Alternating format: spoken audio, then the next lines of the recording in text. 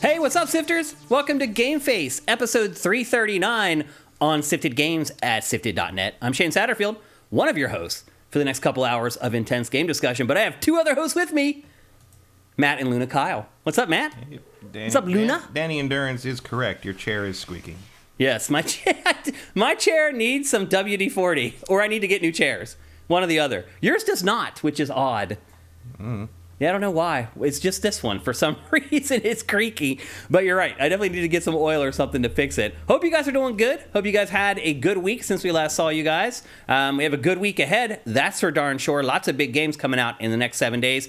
Last 7 days, not quite as much, but our show is still loaded with games, actually. This is not like a topic show. This is... It's just games you don't care about. I wouldn't go that far. But there are games that you won't care about as much as the games you'll care about next week. Yeah. I'll go that far. We have a show loaded with big games next week. In fact, I don't even know how I'm going to find time to play everything over the next 5 or 6 days to get ready for next week's show. That's a problem for another day. Today we're here to talk about all the stuff that happened in the last week, and there have been a ton of big stories. Lots of housekeeping to get to today for sure. Matt, how's your week been going? All right. Trying to think what happened. Oh, hello. Like, give me attentions. Yeah, just playing. Not playing current games. Yeah. Except for enough to talk about them. But I was trying to get through Fallen Order again in preparation in for time. The new one. Because we got about a week now, a little less. Week and a half. Yeah. Yeah. Coming up soon. Because I got it on my PC and it looks real nice now, and I'm just like, I want to remember how all the combat works and the nuances of it, so I can tell whether they improved it or not when I play the new one. Because you do start Survivor with all those abilities as well, so you'll be able to tell right away. Yeah, I will say, and I think I mentioned it during the preview thing of it, but it's like the skill tree in that game is really not very exciting. Yeah, like I think I'm like halfway through the game and I've got like 8 skill points sitting there because I don't want any of the skills left in the tree. I'm waiting for the next force power to open the tree more because I know those abilities are better. And it's just like, you should never be in that situation. You should always want to upgrade something in there. I'll be honest with you, Matt. I feel like I've played several games in the last couple months that have been like that. Yeah. Where I just ended up with this plethora of upgrade points that I had no interest in spending on any of the potential upgrades. Yeah. That is a developmental skill that we don't talk about enough. Yeah, I ran into... I'm trying to finish Horizon Forbidden West in time for... I won't, apparently, in time for the DLC. It launches tomorrow. It's like tonight or tomorrow or something. But I'm close. I'm like one mission away from the end of the main story, so that'll be good enough. But like, I just hit a point. I'm level 50. I'm maxed everything out other than the skill points I'm getting for like different quests and stuff. But I have no more skills I want. Like I don't have. I didn't even put a single point in the traps tree. I didn't either Until like I ran out of other stuff to put things in. I'm like I had to spend them on something. Maybe it would be good to be able to craft stuff faster. I don't know. Yeah. And it's just like so much of that tree is useless if you don't use all these different weapons. And like there's. Well, I think they give you the option to play it how you want to play it. Sure, it's just weird. I'm just like, wow, I don't care about anything. I mean, usually you have, abilities that are maybe not directly related to the weapon types that are like, oh, I definitely want to be able to do that. But like, it's nothing in some of those trees. And some of those weapons, I still don't understand how. I can't remember what the name of it is, but it's the one where it's like the highlight one where you throw the razor blade and it hits the thing and it comes back and you catch it. Yeah. I cannot get that to work properly for the life of me. I never had it. I only ever saw it in like videos. You get it as part of the story stuff. Really? At one point, yeah. I never even used it. But I can't even get the basic. I can't even do forget the hunting ground trial. I can't do the tutorial thing for it. Really? I'm like, I can't. And finally, I was able to catch it. But like the second or third thing is like they want you to like every time you catch it, the thing gets more powerful, and they want you to catch it like 3 times. And then like the third time it blows up. Really, the story forces you to use that at one point. Really? Except like if you fail, you don't have to complete it or something. Oh, I don't remember that at all. You probably just bypassed it and didn't realize it. Maybe. Because it doesn't make you do it. It just gives it to you and says, hey, do this. And if you can't do it, you can just switch off it and move on. Oh, that's probably what I did. But I'm like, I can't. Things hit me. But if I'm just standing there trying to catch a waiting ball, for it to come I'm like, yeah, they're gonna hit me. Like, it's like I see why it was a cool idea, but like almost all the new weapons in that game were dumb. Yeah, I wouldn't say I struggled, but it was hard to get through the last act of the game. Yeah, like I had to work to do it. I just need my sharp shot bow, my hunter bow, my rope caster, and my trip caster. That's it. And yeah, you can take all the rest away. Yeah. They waited way too long to let you fly to get around by flying. I'm still in the not game. flying. Like I'm like way near the end of the game. This world is gigantic. Why did you wait until the last 2 hours to let me fly? And now we see with the DLC, it's all about flying. And I think technically they had issues with the PS4. And there are a couple. It's frustrating because near the end you start getting areas that are like, oh, you can't get to this until you can fly. Mm-hmm. Like I've had a quest for almost 40 hours. That's not until you do the fly thing, until you learn how to fly. I'm like, why'd you give it to me? Right? Then? Yeah. Because as we found out, technical issues. They couldn't get it to work on PS4, which is why the DLC, you can't play it on PS4. Something to keep in mind. That comes out tomorrow, by the way. The first and probably only story DLC for Horizon Forbidden West. I did finish the game. I'm not that excited to play the DLC because it was kind of a slog at the end of the game. Mm-hmm. It took me... Well, I'm hoping they have new ideas and some new things to match up to a level 50 Aloy, because you really do kind of steamroll most stuff. Oh, at the end of the game, I was just... You couldn't touch me. And I want to see Los Angeles. Yeah. It's fun. It's still fun to see San Francisco in that world, even though it was it sure took a long time to get here. But it's cool, and it's nice to see it. There's a novelty for us because we live here. Yeah. I do hope they go somewhere else in the next one. I'd like to see Asia or I think. Well, then we have to be like Assassin's Creed. It'll have to have boat combat and Well, I think they have the ability. I mean, I think they do set you up near the end of this to have the ability to travel the world. So by the end of the DLC, you mean? End of the main game. You basically have a spaceship in orbit by the end of that. Yeah, that's right. So I think you could go anywhere, and so that opens that up a lot more. And I would like to see what the rest of the world looks like. That whole part of the plot got really convoluted towards the end. Yeah, they have a lot of ideas. They do. And a lot of them pay off. They all kind of collide in the last third of the game a little bit. They do.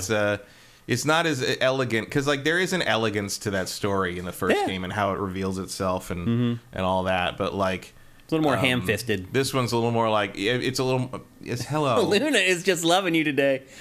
And it's a little more, how are you? Yes. It's a little more pulp sci-fi. Why are you eating the shirt down? What are you doing? It's awesome.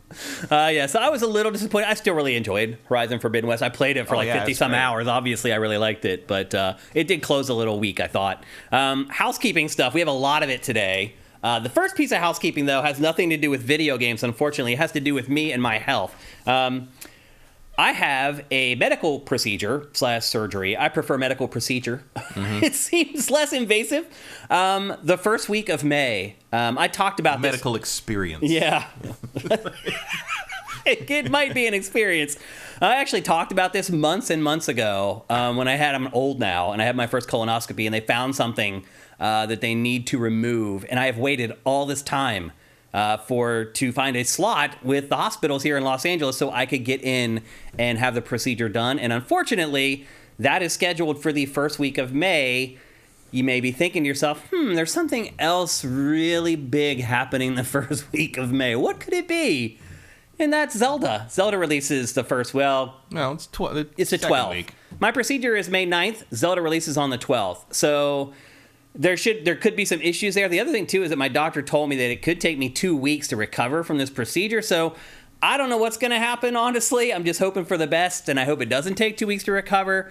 Just a heads up, I don't know what's going to happen with GameFace and some other stuff. When I'm down and out after that, I'm just going to have to play it by ear. But as always, I'll be transparent with you guys, and I'll let you know what's going on as soon as I know myself what's going on. So just something to keep in mind as the early part of May rolls around. And then to get into some real housekeeping related to video games, this week, Matt, Arcane shared the news that Redfall, probably the first real big Xbox exclusive after it bought Bethesda, Arcane, all these new studios, is going to only be playable at 30 frames per second on Xbox Series X. At launch. Yeah, they said later on they'll issue some kind of a patch, so you're only going to get the quality option at launch. You won't get the performance option at launch. This is not a good look for Xbox. It's not a good look for Arcane. It doesn't surprise me. No. With Arcane. No. I mean, I was probably going to get this on PC anyway, but that pretty much sealed the deal. Yeah. Although Arcane games in the past have had horrible shader problems on PC at launch. So certainly Dishonored 2 was unplayable when it launched because anytime you ran into a room with a certain type of shader, it just chugged it down like 5 frames a second, even on like a supercomputer like what I had at the time. And so we'll see. But like it's a choice. I don't think it's a choice. I don't think they had a choice. But it doesn't make any sense that you would. I mean, it's not like you didn't know what the hardware was. Yeah, it's I not don't like you get didn't it. know what you were working on. It's not like you didn't know what your targets were. How did? I don't know how this happens. I mean, I guess it's just not prioritized. Like it's not gonna impact sales really to the mass audience if you indeed catch a mass audience with it, because Arcane doesn't do that very often. Yeah. It's disappointing. It's not an auspicious beginning to this new era of Xbox, where Microsoft has all these new studios and their I'm games. not going to judge the era of Xbox by Arcane. We've talked many times before about how unimpressed I am by most of their stuff. But my hope, though, is that now that they were it's just co-joined with Microsoft and they had those resources, that stuff like this wouldn't happen with Arcane anymore.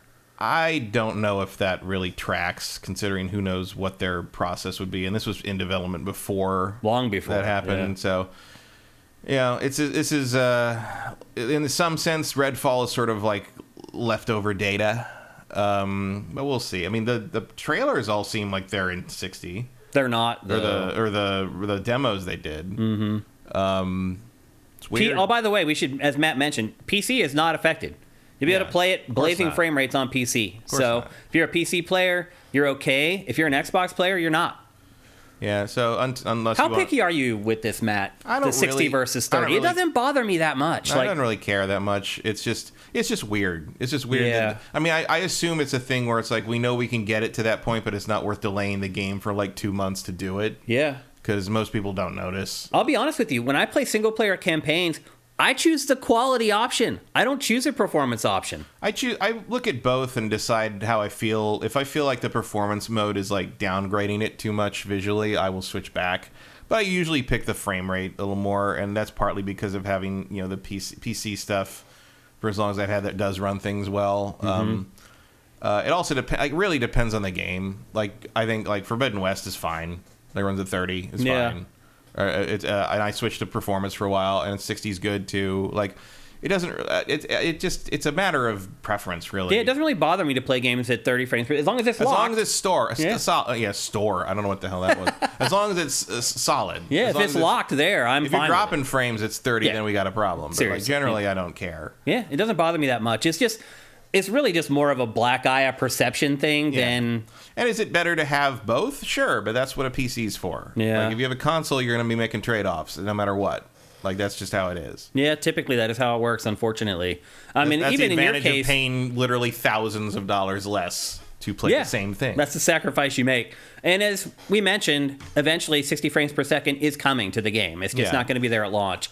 Although I feel like we've heard that before, and it seems like it takes longer than you think for that to materialize. Also, what's the release date on this? June something? Yeah.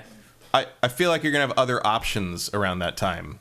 Yeah. If you'd rather wait for Redfall to get the 60 patch. Yeah, the next several months are great for Zelda, game releases. you got Diablo, you got Fallen, Jedi Survivor. There's another big one in June. Street Fighter in June. Yeah. There's plenty to choose from if you don't want to jump in for 30 frames per second Redfall. Yeah.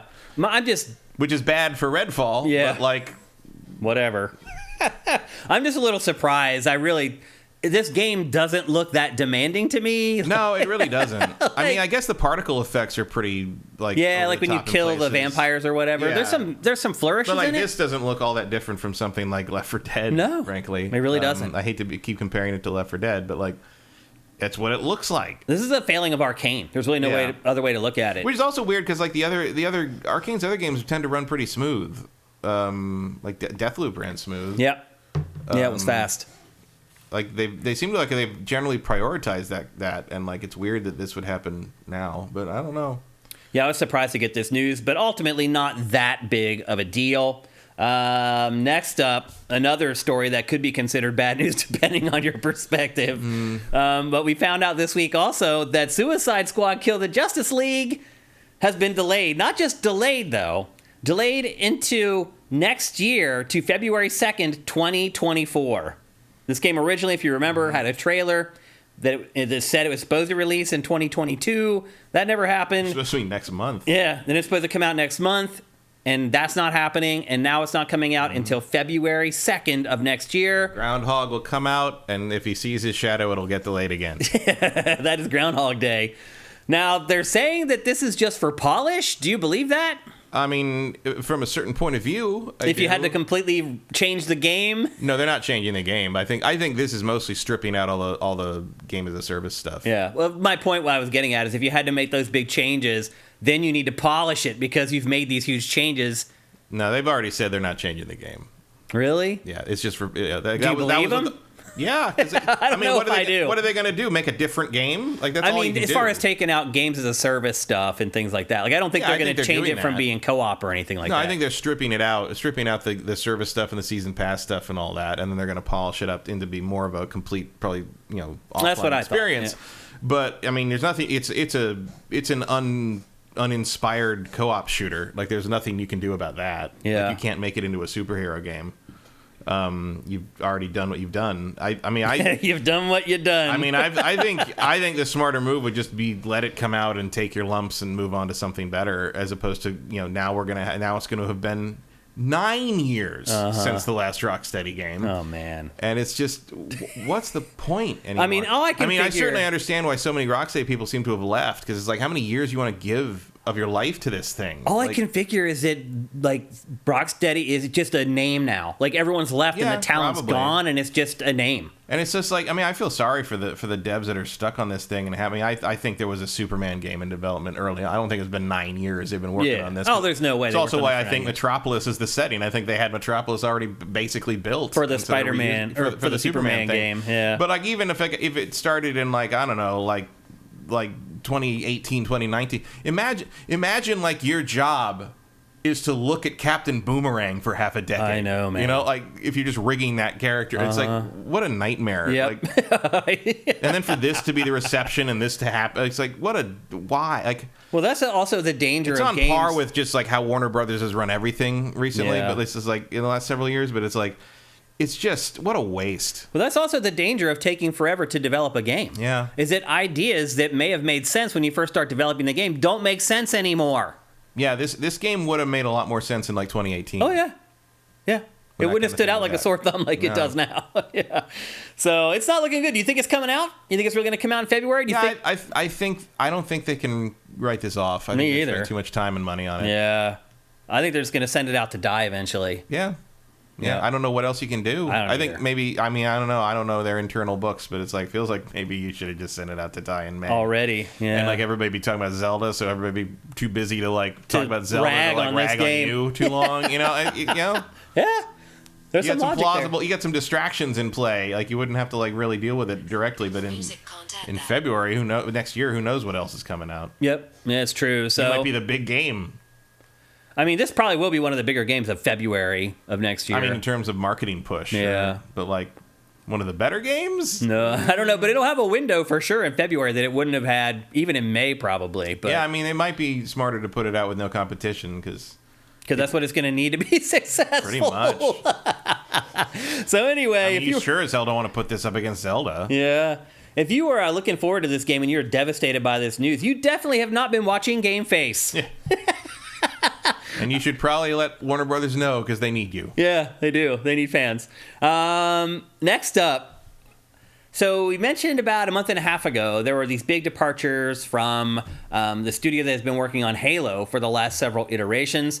And then it kind of stopped, and we wondered if that would be the end. And now we've discovered that that was not the end. In fact, just this week, the studio has lost 2 of its literally lifelong developers. People who have worked on the Halo franchise for 20 years left the studio this week. The first, that was announced anyway, was basically the head of creative for the entire Halo franchise. He left to go work at Netflix to work on a quote-unquote AAA game at Netflix. yeah. Why would you think Netflix is interested in that business? Because they aren't making any money on their streaming service. You really think? We know. I mean, no, I'm not saying you really think they're not making money, but you really think that they're hoping game development will augment the money they're losing on the streaming I service. think so. Really? Especially now that they have so many original properties, they could be trying to leverage some of that into something like that. I mean, I would love to play a AAA Narcos game. Yeah, as long as it's not streaming on Netflix only. Right. I would like to play a AAA Stranger Things game. I would play a AAA Ozark game. Yeah, I mean, it feels like they're just doing what Amazon did and already failed at. Yeah. But like, not learning the lesson from letting someone else learn the lesson for you. yeah. But him leaving is that's Frank, right? no, Frank's next. Frank's next. Yeah, this is a guy named Steve, and he had been with them for 21 years, working with Bungie and then the new studio. And then, as you just hinted at, Frank O'Connor is also leaving the Halo team. Frank's leaving. We don't even know where he's going yet. No. I'm assuming he has another job lined up. He wouldn't just leave. I mean, Frank can get a job pretty much anywhere. He's a great guy who knows his stuff. You got to remember, Frank O'Connor started as a community manager for Halo. He was one of the industry's first ever community managers. Yeah, certainly one of the first community managers whose name you knew. Yeah, he kind of created the job for the rest of the industry. Now, almost every game, every publisher, every developer already has a community manager that handles their social media. He was the first, but he was too good to just do that, and he eventually moved into development, and I think his title was like creative head or creative director of Halo. He was a big deal. Yeah. If he's leaving, the ship is on fire. He also worked on the TV show for Paramount Plus. He's in the TV show for Paramount Plus.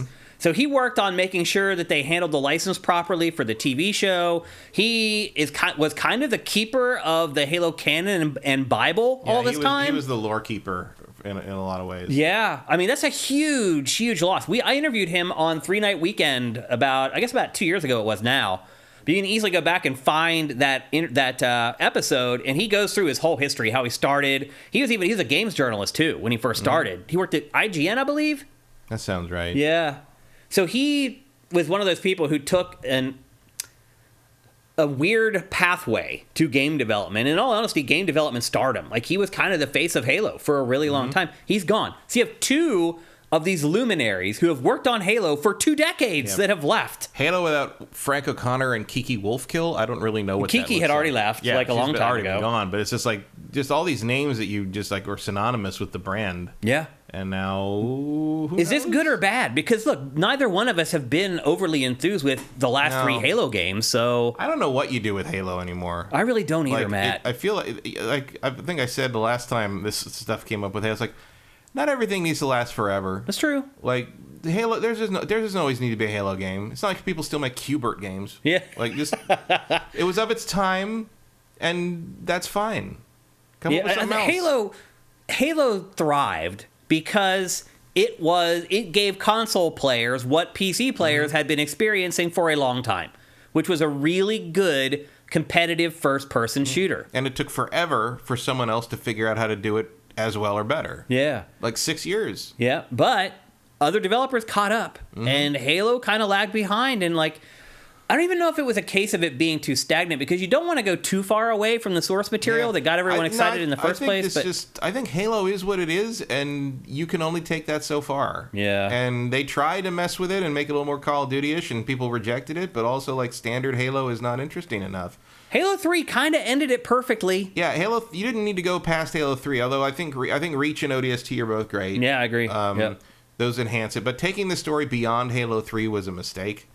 Certainly, while still focusing on Master Chief, because like there's no the driving force is over. It's like making sequels to Lord of the Rings. Like nobody cares. Like it's over. Like and like now you're just trying to introduce like weird new bad guys that don't have the same interest. Like I think like Halo Infinite tried, and there's something there in that kind of more open world approach to the gameplay, but it just doesn't gel. And there's only so many times you can iterate on this stuff before it's time to sort of, maybe we should think of something else. And maybe that's what's happening. And like you're hitting they're not canceling Halo, you don't think, do you? I mean, you might want to let it rest for a while. You think they might be killing it for a while, putting it on hiatus? Maybe. Like, I mean, we'll see. I guess some of that probably has to do with how the second season of the TV show goes. Yeah. Most people I know don't even realize that it has. The first one happened. Yeah. Like, I forgot I watched that until you mentioned it a few weeks ago. Yeah. This is a very forgettable show. outside of that first episode, you're like, oh, look at the elites and all the things, and they're all there. The novelty wore off. And then after that, it's like, okay. Then you just realize it was a bad TV show. Yeah, it's just like a bad, like, it's basically like reheated, like, rejected scripts from, like, the old Battlestar. Yeah. And it's like, no, okay. Yeah, so it feels to like there's something happening behind the scenes with Halo. We don't know yet. To lose this much talent in a short period of time is alarming. I don't think there's any reason to get rid of... Like, 343 could easily do other stuff. Like, it's like, it's still a valuable resource. Yeah. Just, they don't have to make Halo all the time. Yeah. Like, I'm sure someone in that building has a new good idea of something. Or maybe even just a spin-off of Halo, like ODST was great. ODST 2 or whatever. Or bring it back to more something, make an RPG or like a BioWare style RPG to flesh out some characters, or do the first contact stuff with the Covenant and like kind of the outbreak of the war. I mean, I know Halo Wars kind of covers some of that, but like, I don't know, if you gotta stick with it, you just gotta find a different way to do it. I mean, Gears has figured this out better than Halo has, which is crazy because Gears you'd think would be way more stuck in a rut with it, but it isn't. It is, but it's not. They're similar right now. I think even Gears is starting to teeter on that. Oh, I think for sure, but I think Gears is pulling it off better than Halo does. Because its games are better. Yeah. Ultimately. Because I would argue that the last Gears is the best Gears ever made. I would not say that about Halo Infinite. And that's a big distinction between the two franchises right now. I still think ODST is the best Halo game. I still think it's Halo 3, but... Halo 3, ODST is a spin-off of 3, so it's like one way or the other. You're talking about that era, kind of the same thing. And that engine and that iteration of the game is sort of where they hit it. That group of people, that talent pool, same. And to be fair, a lot of ODST is partly my favorite because I like the cast and I like the music the most. Yeah. And I think the angle on sort of a non-superhuman is interesting. Like you're doing sort of the grunt work, but it all still matters because you're sort of part of the larger story. I couldn't even tell what the larger story of Halo is now. Yeah, I don't even know. I couldn't even tell you. Someone could walk to me and says, "What's happening with Master Chief right now?" I'd be like, "Well, they found him in space. He was frozen again. Somebody rescued him in space, and then a bunch of new enemies attacked him, and he won." Yeah. And there was a shield world, which is important for reasons I don't remember. And then he fought a bunch of terrible enemies. And Cortana's dead, but she's not dead, but crazy, she is dead. But she's the bad guy now. But also there's a giant brute guy who's the bad guy. And he's got a grappling hook. And you run around and find things, and I didn't finish it. I don't know. I did, and I don't have any more to add. Also, there was a whole thing where he was being chased by some guy. Yeah. And I don't know what happened to him. Because I don't care. Yeah. It's just a bunch of non-memorable people running around doing non-memorable things in environments that look the same as the environments from 2002. Yeah. Just slightly higher res. It doesn't even look that much better, let's be honest. How much better can Covenant tech look? It was designed to look good in that era. Yeah, you're right. And they never updated it. Yeah. Because what can you... It's that smooth... Very simple. Yeah. It's like... It needs a reinvention of monumental proportion. I mean, you know Maybe what? That's what's happening. You know what? Just reboot it. Yeah. Or just let it go away for a few years. Let it go away. But if you absolutely feel like you need to have Halo, reboot it. Yeah. And like really go outside the box. Make the Covenant something weird and different, and make all the tech really elaborate and make them like wholly alien. Make them, maybe don't in Halo 2, I thought it was a little jarring that suddenly you're cutting to like the prophets and stuff, and they're all just talking English like serial villains. I'm just like, really? Like, we're just gonna... Like, one of the interesting things about Halo was that the enemy was so alien. Yeah. The enemy was like, what the hell do these things want, and what is the disagreement here? No, you're right. Yeah. And as soon as it's like, oh, it's just a bunch of religious weirdos that speak English. That speak English in the cutscenes. Yeah. And make this one elite guy do this really dumb thing as a pun. It's just the mystique started to drain out of it almost immediately. Agreed. Yep. And then it only got worse with the last couple of games, and and that's not. But I'm talking, and even then, I'm talking about like rehabilitating the brand and the image and the story and the campaign in terms of like being competitive as a multiplayer game. I don't know. Yeah. I mean, we're going to talk about a multiplayer game in today's show that is trying very hard to do just that, and I'll explain to you why it isn't working. Next, so Hogwarts Legacy, one of my favorite games of the year so far anyway. One of the big complaints that pretty much universally everybody had with the game was, why is there no Quidditch? It's one of the big parts of Harry Potter. The game has pretty much everything else related to that IP except for Quidditch. We were like, oh, maybe it'll come in this stealth like DLC launch later on, or no. To make I said the reason it's not in there is because they would have had to make a separate game and stick it in the game. And sure enough, lo and behold, here it is. Harry Potter Quidditch Champions has been announced. They haven't really said yet whether it's free to play. My guess is it's going to be free to play. If they're smart, it will be free to play. I don't know. It feels custom made for that, but you still got to pay that license fee. Yeah, it's coming to pretty much every platform. But so far, the only thing we have is this literally 16-second teaser trailer of one girl playing all the positions. Apparently. Yeah. And you can go right there at that URL. You can go and sign up for it right now if you want to get in on the beta. So the beta's kicking off soon. My guess is it'll come out before the end of the year. Mm-hmm. They're probably strategically getting a little bit of time between Hogwarts Legacy and this, I would guess, so that they're not trying to get, if it is a game you have to pay for, trying to keep people from having to pay for those two games back to back like that. And but presumably, if they do a sequel to Hogwarts Legacy, some version of that will end up in it. Probably, yeah, it'll be actually baked into the game instead of a separate game. But anyway, that answers the question of why would they not put it in the game. That's because they were already working on a standalone game. Any interest in this, Matt? No, me either. I have no. I mean, I didn't like the EA one back in the day. Yeah, Quidditch is a nonsense game. I didn't really complain that much that it wasn't in Hogwarts Legacy because I didn't really miss it. Fine, because that would have been something you'd have to do. I'm glad I didn't have to play 14 Quidditch matches. Exactly. Yep. Fight my way through dumb AI and Yep. So I think maybe it was a blessing in disguise. But anyway, it's on the way. My guess is it's coming before the end of the year.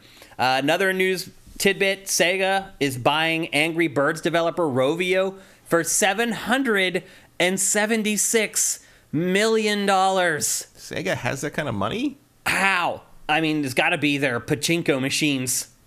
Yeah. But would you pay that much for Rovio? I wouldn't pay that much for anything. But I mean, if you were a publisher and it was your job to, I mean, I don't know what. I mean, Angry Birds. It's not like Angry Birds is nothing now, but it's kind of nothing. What do they have that would be worth that kind of money? So what they've been doing with Angry Birds is just licensing it. So there's Angry Birds, and I don't know if this is true, but for example, Angry Birds Avengers, Angry Birds whatever. They're slapping IP on top of the Angry Birds template. They did Angry Birds Transformers 9 years ago. And that seems to be how they're still making their money from the game. The base Angry Birds game is nothing compared to what it used to be. One of my friend's kids was shocked to learn that Angry Birds was not always a Star Wars game. Oh, because part 2 was Star Wars, right? No, it was a spin-off. Part 2 is a straight-up Angry Birds game. Right, that was Angry Birds 2. You're right, it was Angry Birds, Star Wars, and then Angry Birds 2. Yeah. And I'm like, no, this is the game with just the birds. There's no Star Wars stuff. And the kid was like, why? Why?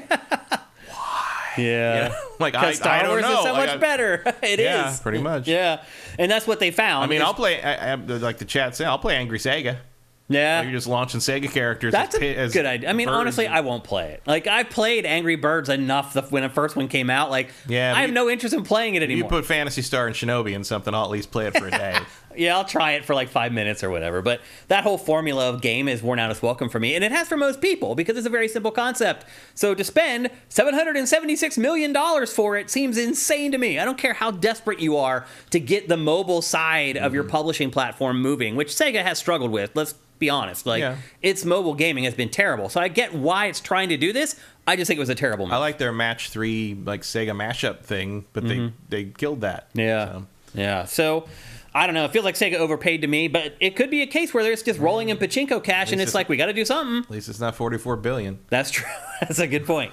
Also this week, there was a State of Play. Normally, a State of Play would be a separate topic inside GameFace, its own dedicated topic. But it's in the housekeeping this week because it was all for Final Fantasy 16, which isn't a disqualifier. What's a disqualifier is that it was basically all a repeat of what we had just learned 3 weeks ago. Yeah, it was just sort of to summarize. Pretty much. With Sony branding. Yeah, if you didn't go watch GameFace or any of the other podcasts, or if you didn't catch the video previews that people made, here is what was in them. And they did get into the icon fights a little more. Yep. and that kind of thing. There was actually a good bit of new information in this. As Matt mentioned, they talked more about the icon battles, which, don't forget, the icons are the summons in this game. And I don't know why they've decided to change the name and make it confusing for people, but they have. They've changed the name of the summons almost every game. Yeah. Remember, like, 8, they were Guardian Forces. Oh, you're right. And, like, you're right. They do that a lot. Yeah, that's true. So anyway, they are called Makes the it look icons. like they're doing something. But the big change in this is that you can fight them against each other. Now, the ones that we saw in the prior preview were just kaiju battles, basically. Two giant monsters fighting each other. But they show in this state of play that these battles can be anything. They showed like a side-scrolling shooter. Yeah, the Phoenix versus, I think it was Bahamut, looked basically like Panzer Dragoon. Yeah. It's like a 3D scrolling shooter. Yeah, but they said basically, and I think he said like it'll depend on which icon. Show right here it is. Which icon's Perfect fighting timing. which icon. And Yeah. like, so it'll change things up depending. And like some are just straight up brawls. Some are like it's. Yeah, and they're going to keep some of that stuff secret till we actually play the game. It's an interesting way to do it. It's ambitious. Yep. So they announced that. I feel better about it now because like I was worried it was going to be like every once in a while you're going to have to do like a clunky like kaiju fighting game kaiju fight. But it's like, oh no, it's like all these different types of okay, that's pretty cool. Yeah, I think that's a good idea. It was also finally confirmed for good that you in fact only play as Clive. Party members will join you from time to time in fights, but they are 100% controlled by AI. You have no control over them whatsoever. However, you do have some commands that you can issue your dog Torgal, and he does fight along your side. Also, will heal you. So he is your one companion throughout the entire game instead of having party members that join up and fight and then you being able to control them. They also previewed Clive's base camp, which is a hub world where you can take or turn in side quests. You can purchase weapons, you can purchase armor, consumables, you can visit the blacksmith to upgrade the stuff that you have. You can also use something called the Areta Stone, which is kind of like this training interface that you can go to. So if you get a bunch of new gear and you want to try it out beforehand, you can use the Areta Stone to do that. But it goes way beyond that. It's like the most intense training thing like ever. You can also check out the side quests and travel straight to them from Clive's base camp, which is cool. So you're like, oh, I haven't completed that side quest yet. You don't have to like venture out and figure out like, oh crap, like where am I supposed to go? You can just zap there. Every game should do this, Matt. Mm-hmm. Like I hate having to go back and like figure out like where I'm supposed to go to find side quests in games that don't have great pathfinding. So I think that's a pretty good idea. And then there are also things called mob hunts that you can accept from a Moogle that makes it kind of like a mashup of Monster Hunter and The Witcher. So basically, you go to the Moogle, he's like, you need to go and find this specific creature, kill it, and come back. So you get those contracts. And then you can also, in the base camp, you can visit with 2 different historians, and you give them information that you've collected through your journey to help them complete their research. So a lot of information on the icons, a lot of information on base camp, and that was pretty much, and then the rest of the information was all stuff that we had learned in that prior round of previews. So still a ways to go till we get this game. We still got a couple months to go, so I don't think this is the end. I think we're going to get more previews and more footage and more information on it. The floodgates have kind of opened on this game at this point. This is now the second chunk of gameplay of 20 minutes or more that they've released in the last month. And I imagine there'll be a demo. Of like the first couple hours or something. This game appears to be gigantic. Yeah. Like if you're going to show 40-some minutes of gameplay 2 months before the game comes out, you're pretty confident that the game is a monster. With a pretty respectable variety. Yeah. Really. Yeah. Again, I'm excited for this game. I'm like really excited for it. Yeah. I like everything I see except the combat. Yeah. I'm sure, it might just because there's demo thing.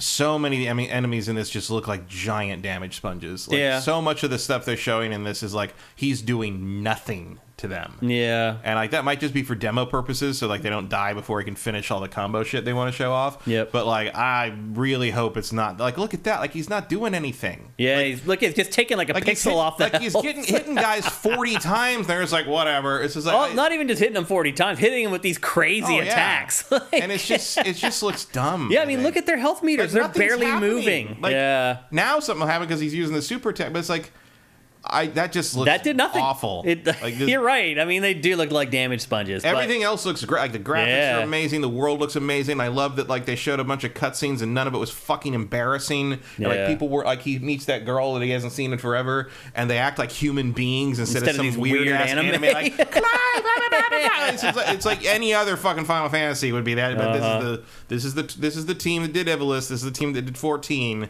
and they don't do that shit. They are making a lot of steps in the right direction with this. Yeah, I'm still very very positive and optimistic about this one. It looks like maybe the first Final Fantasy along the lines of what I'd want to see from a fantasy game in forever. Yep. Maybe since 12, really. Yeah. But like, and nothing has that weird, like overly smooth ring-based like Final Fantasy 13 tech design. Like everything looks great in this. I love the look of this, and I know people are like, oh my god, it doesn't look like Final Fantasy. I'm like, exactly. That's why people like us are all into it. Because it does look a bit, to me at least, it does look like more or less what I think the designs would you'd want them to look like in like a 3D remake of 6. Yeah, I'd agree. Which is my high watermark for the series. I think a lot of people would agree with you on that. Another final thing before we move... People our age, maybe. Yeah. You get a little younger, all of a sudden Final Fantasy VII is the highest work of art ever created. Another thing to keep in mind that was just revealed too at this game, they revealed the ESRB rating for this game. It is a hard M. Mm-hmm. It literally has like 6 mature descriptors. That's surprising to me. Was the Final Fantasy VII Remake M? No, I don't think so. I think it was teen. I don't know if any Final Fantasy's ever been rated M. I don't think one ever has been. And this isn't just like it barely made M. There's literally 5 or 6 descriptors. So there's like violence and blood, partial nudity, use of drugs. I was like, damn, okay. Again, another reason to be excited about Final Fantasy 16. They're finally making it for adults instead of trying to appeal to the tweens, which I feel Final Fantasy has kind of been stuck in this rut of doing for a really long time. So things are looking good with Final Fantasy 16. And then here's a game, Matt, that I never thought we would ever talk about again. And I'm still not sure that we should be talking about it today, but we're going to anyway. And that is LawBreakers. Final Fantasy Type 0 was M. Was it? Yeah, I don't know why. I don't either. Interesting. But most of them are teen, right? Most of them are Type 0, Stranger of Paradise, because there's a lot of swearing. Yeah. Stupid that was an M? Game. That was an M. Just for the swearing. Crazy. Yeah, 6 and 16. That's it. 3 games. Wow. Okay. So anyway, here we are talking about LawBreakers. Do you remember LawBreakers? Yeah, as Cliffy's attempt at the hero shooter. Yeah. His exit stage left from game development, essentially. It ended up killing his studio, Boss Key. Well, he cryptically tweeted and posted on Facebook that his lawyer just contacted him about LawBreakers and that there is news coming soon. What do you think that news could be? I don't know. That it's going to come back on Steam or something like that? No. I don't know. And I think Cliffy, probably outside of the monetary issue, would also agree with me on when I say, who cares? Like, he's doing other shit. He just announced today or yesterday that he's doing a comic book. Yeah, he's doing a comic book about dogs. Mm-hmm. And he loves dogs. He loves dogs. Yeah. They have... And his brother writes comics, so it all works out. It's a good fit. And he loves comics as well. Yeah. So Cliff is launching a comic very soon. What's happening with LawBreakers, I don't know. The one thing I know about LawBreakers is it was way too complicated. For a hero shooter where you're trying to hit like lowest common denominator because you got to get people on board and it's free to play. It had a very high skill ceiling. Yeah. Like it took a long time to get decent at this game. I mean, you can just watch this and see it's absolutely insane. Like he just overshot the target by a couple miles with this game. This was being made for people who've basically been playing shooters since like Unreal Tournament 1. Yeah, on PC. There just aren't that many of them. Yeah, there aren't that many left that are still into playing games as much as we are. So yeah, it was a huge flop. It killed his studio, but it sounds like something is afoot with LawBreakers. We should find out here in the next week or so. The lawyers contacting him probably means it's not anything super exciting, but unless it's like, well, we have the opportunity to put it back up on services or whatever. Yeah, or make it like available for like, I don't know, local host. There's no support, but you can play it again. Kind of thing. I don't know. It also had this weird mechanic where you could fly, but you had to be in this like semi-invisible dome of influence to fly. Like it was just had all these weird mechanics. Like you could shoot people if they are coming up from behind you, but the command was really complicated. It had lots of cool stuff in it. It was just the execution that was not handled all that well. So we'll see what happens with that. And then the final piece of housekeeping. EA announced a big game this week, Matt, and it's not Madden, it's not FIFA, it's not what you would expect at all. It is a first-person shooter, except magic, and it's called Immortals of Avium. This game is under development by, we say this a lot, like an all-star. This is really an all-star team of developers. Literally, people who have worked on every like shooter franchise, like people who have worked on the Elder Scrolls games. It is basically Call of Duty with magic, is what they're trying to build here. I was impressed with this. So the story is kind of hard to follow based upon what they've said so far. You're this warrior in this land, and your land comes under attack, and there are these immortals that you need to protect. I'm guessing that's who those people were right there, and you're a part of the army that needs to protect these immortals. Why do you need to protect immortal things? To hold the fabric of time together, some crap like that. They're immortal. Yeah, exactly. Well, everybody else isn't, and they're protecting you, so obviously you need to protect them so they can continue to protect. Why don't the immortals just fight each other? Because then no one would ever die, because they're immortal. So anyway, I think there's a metaphor here. I think this game looks pretty good, honestly. I was more interested until I realized it was a first-person shooter. Yeah, I mean, it was a first-person magic caster, is what. Yeah, but it's still a first-person shooter. It's just like, okay, they shoot green glowing things instead of bullets, but it's not. Well, no, that's not exactly true. So, like, some of the magic attacks are different. Like, there's a lasso that you can fire that pulls like tethers the enemies and pulls them in, and then once they get close to you, you can do like a big fire explosion spell or whatever. So there appears to be depth to the gameplay that was not built upon kind of the tenets of first-person shooters. So it's not just the shooter. I've played Hexen. I played the games like this in the past, and they have all been extremely underwhelming. This is a very high degree of difficulty they're attempting here. Looks good. The world is interesting, but like, as soon as it went to a first-person perspective, I'm like, oh, that's too bad.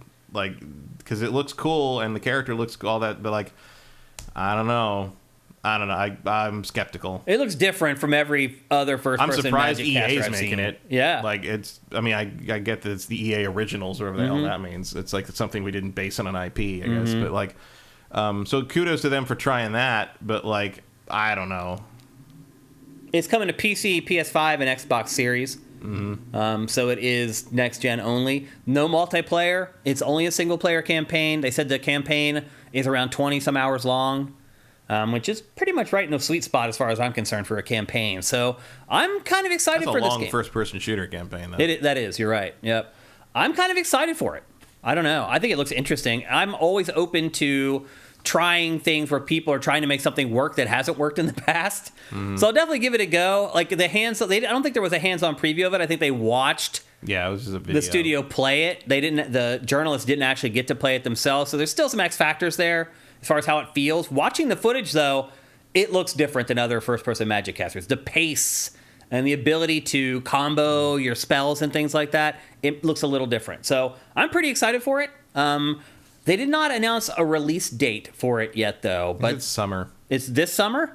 So it's coming soon. That's what they said. Wow. That's what I read. We'll see.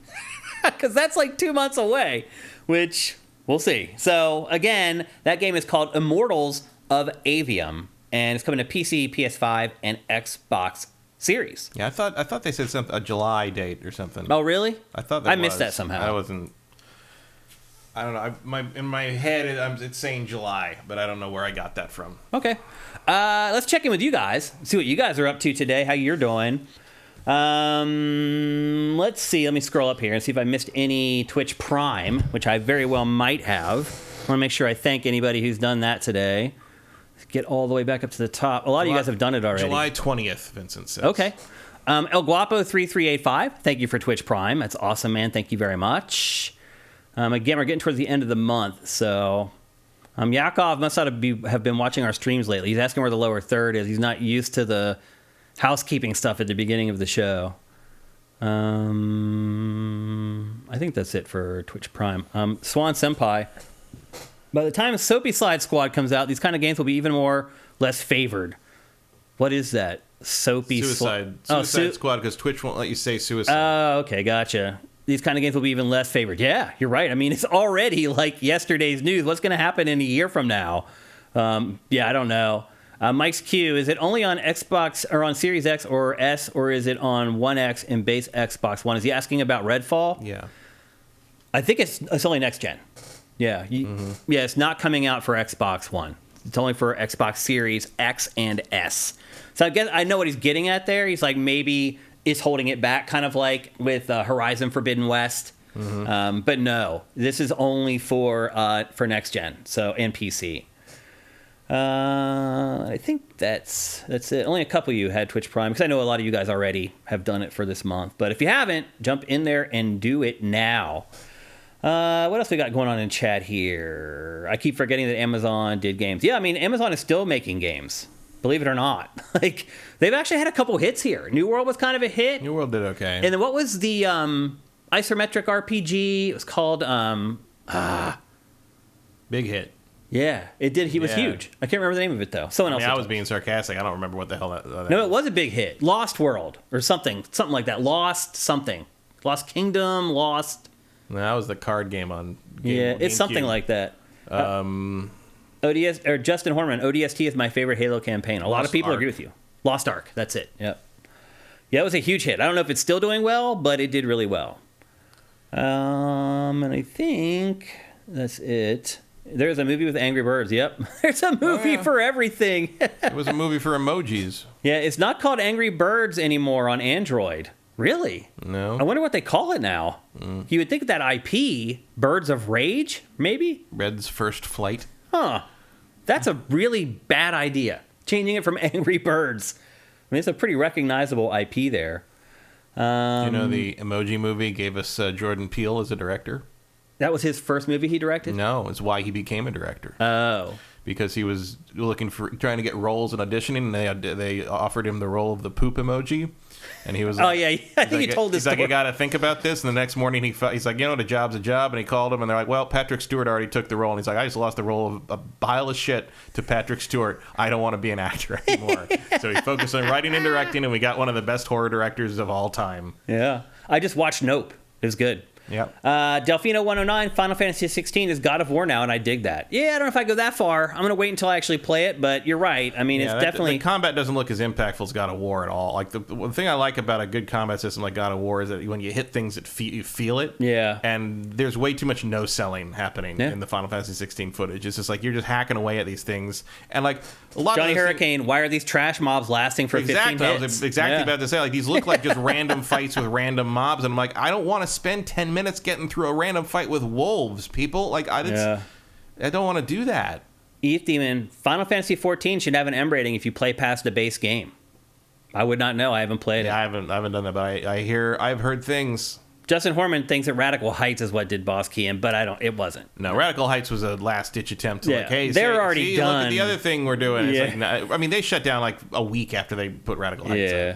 I still have Radical Heights sitting there on my fucking Steam list, and I can't get rid of it. Yeah. Justin Horman, LawBreakers wasn't bad from when I played at the alpha. Wasn't bad. It wasn't bad. It was just too complicated.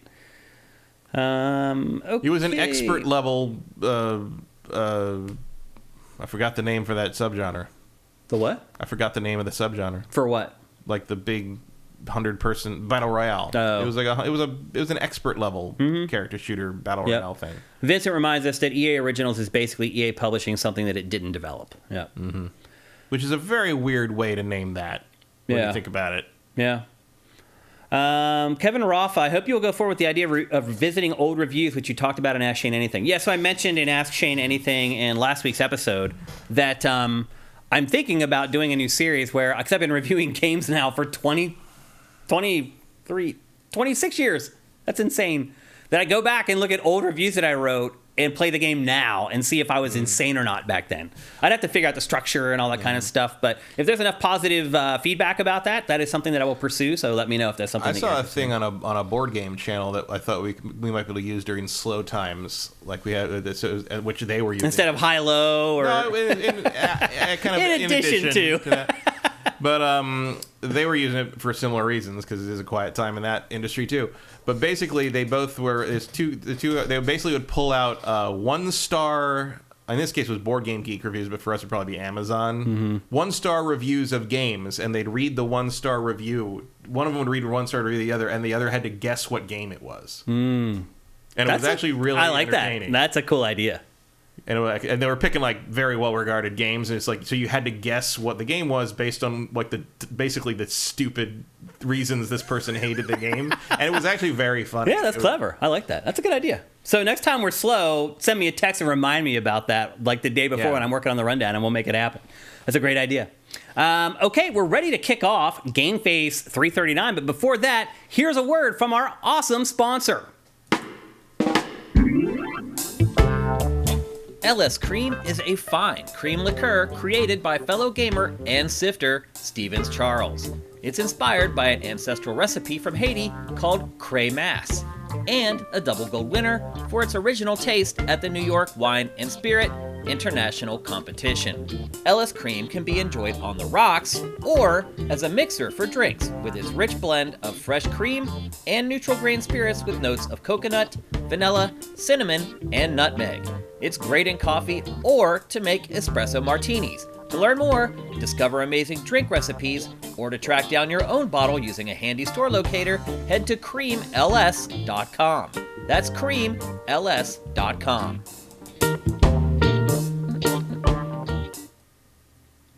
Seeing the drinks in that ad always makes me thirsty. Yeah. Every time I'm like, I would love to pound that drink right now.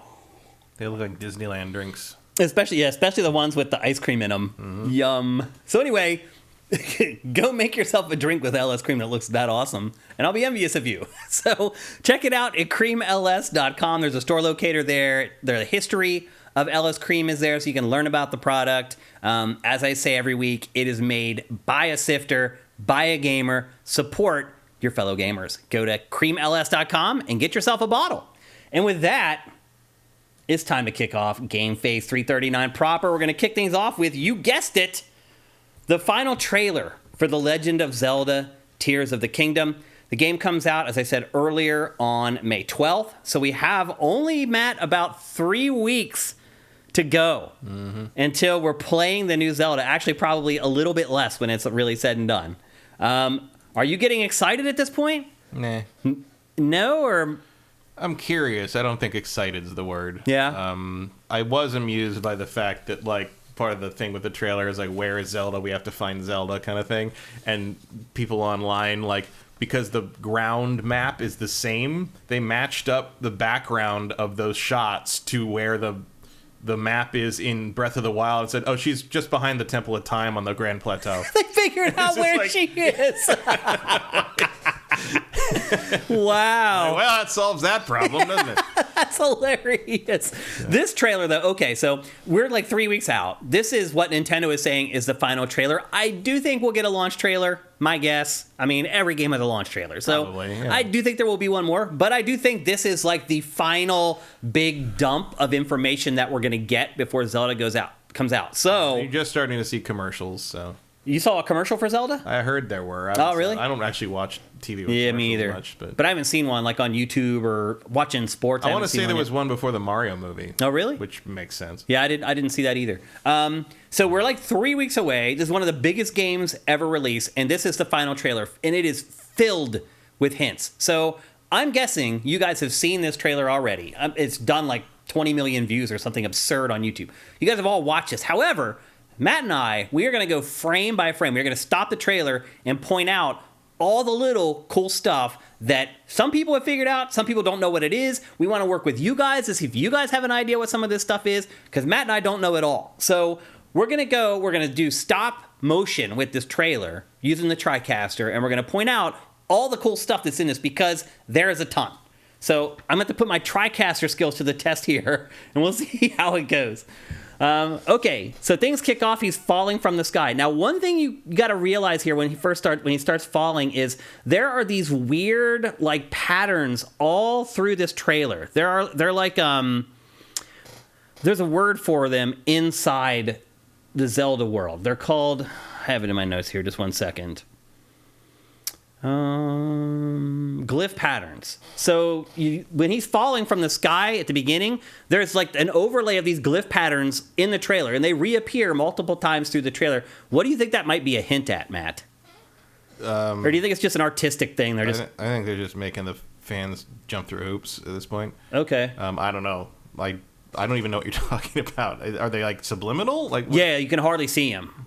It's just that's just driving engagement. Like trailers do that now. And not even just video games. Like it's like, oh, there's a little weird ARG in this thing, and it's just like, okay, if you find it, it takes you to some website, and it's just like, bah. I don't know. I'm curious what's in this game, but like none of this is particularly exciting to me. Like, okay, like it just. The idea that anyone wants to spend time staring at this trailer to find glyphs in it is ridiculous to me. Like it's Zelda, man. Who cares? It's just it's the same. It's the biggest franchise.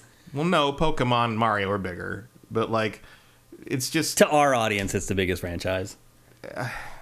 So here, one of those robot this is things. Such an unexciting game to me. I can't. The nuts and bolts aspect of this game just blew this thing out the back of the theater for me. I just don't want to do that. I'm still excited. I really hope that you can minimize how much you do. If there's like more traditional ways to get around things, because the nuts and bolts vehicle building and the we gave up and you can just burrow through the ceiling thing. I agree. That's like that at all. I agree. It's a cheap tactic. But there's a lot in this trailer. I'm hoping I can change your mind before we get done here. First up, here's one of those creatures trying to chop down a tree. Why? They got to do something. But no, they got to wait around for Link to show up. So we've talked about those yellow trees before in the sky, and they have some significance. There is one of the enemies trying to chop it down. So I don't know if there's some like deforestation thing going on. Well, it looks like presumably they're dying because they're in the air and there's no water. There's no water. Soil. Like, I mean, that's they're magical trees, Matt.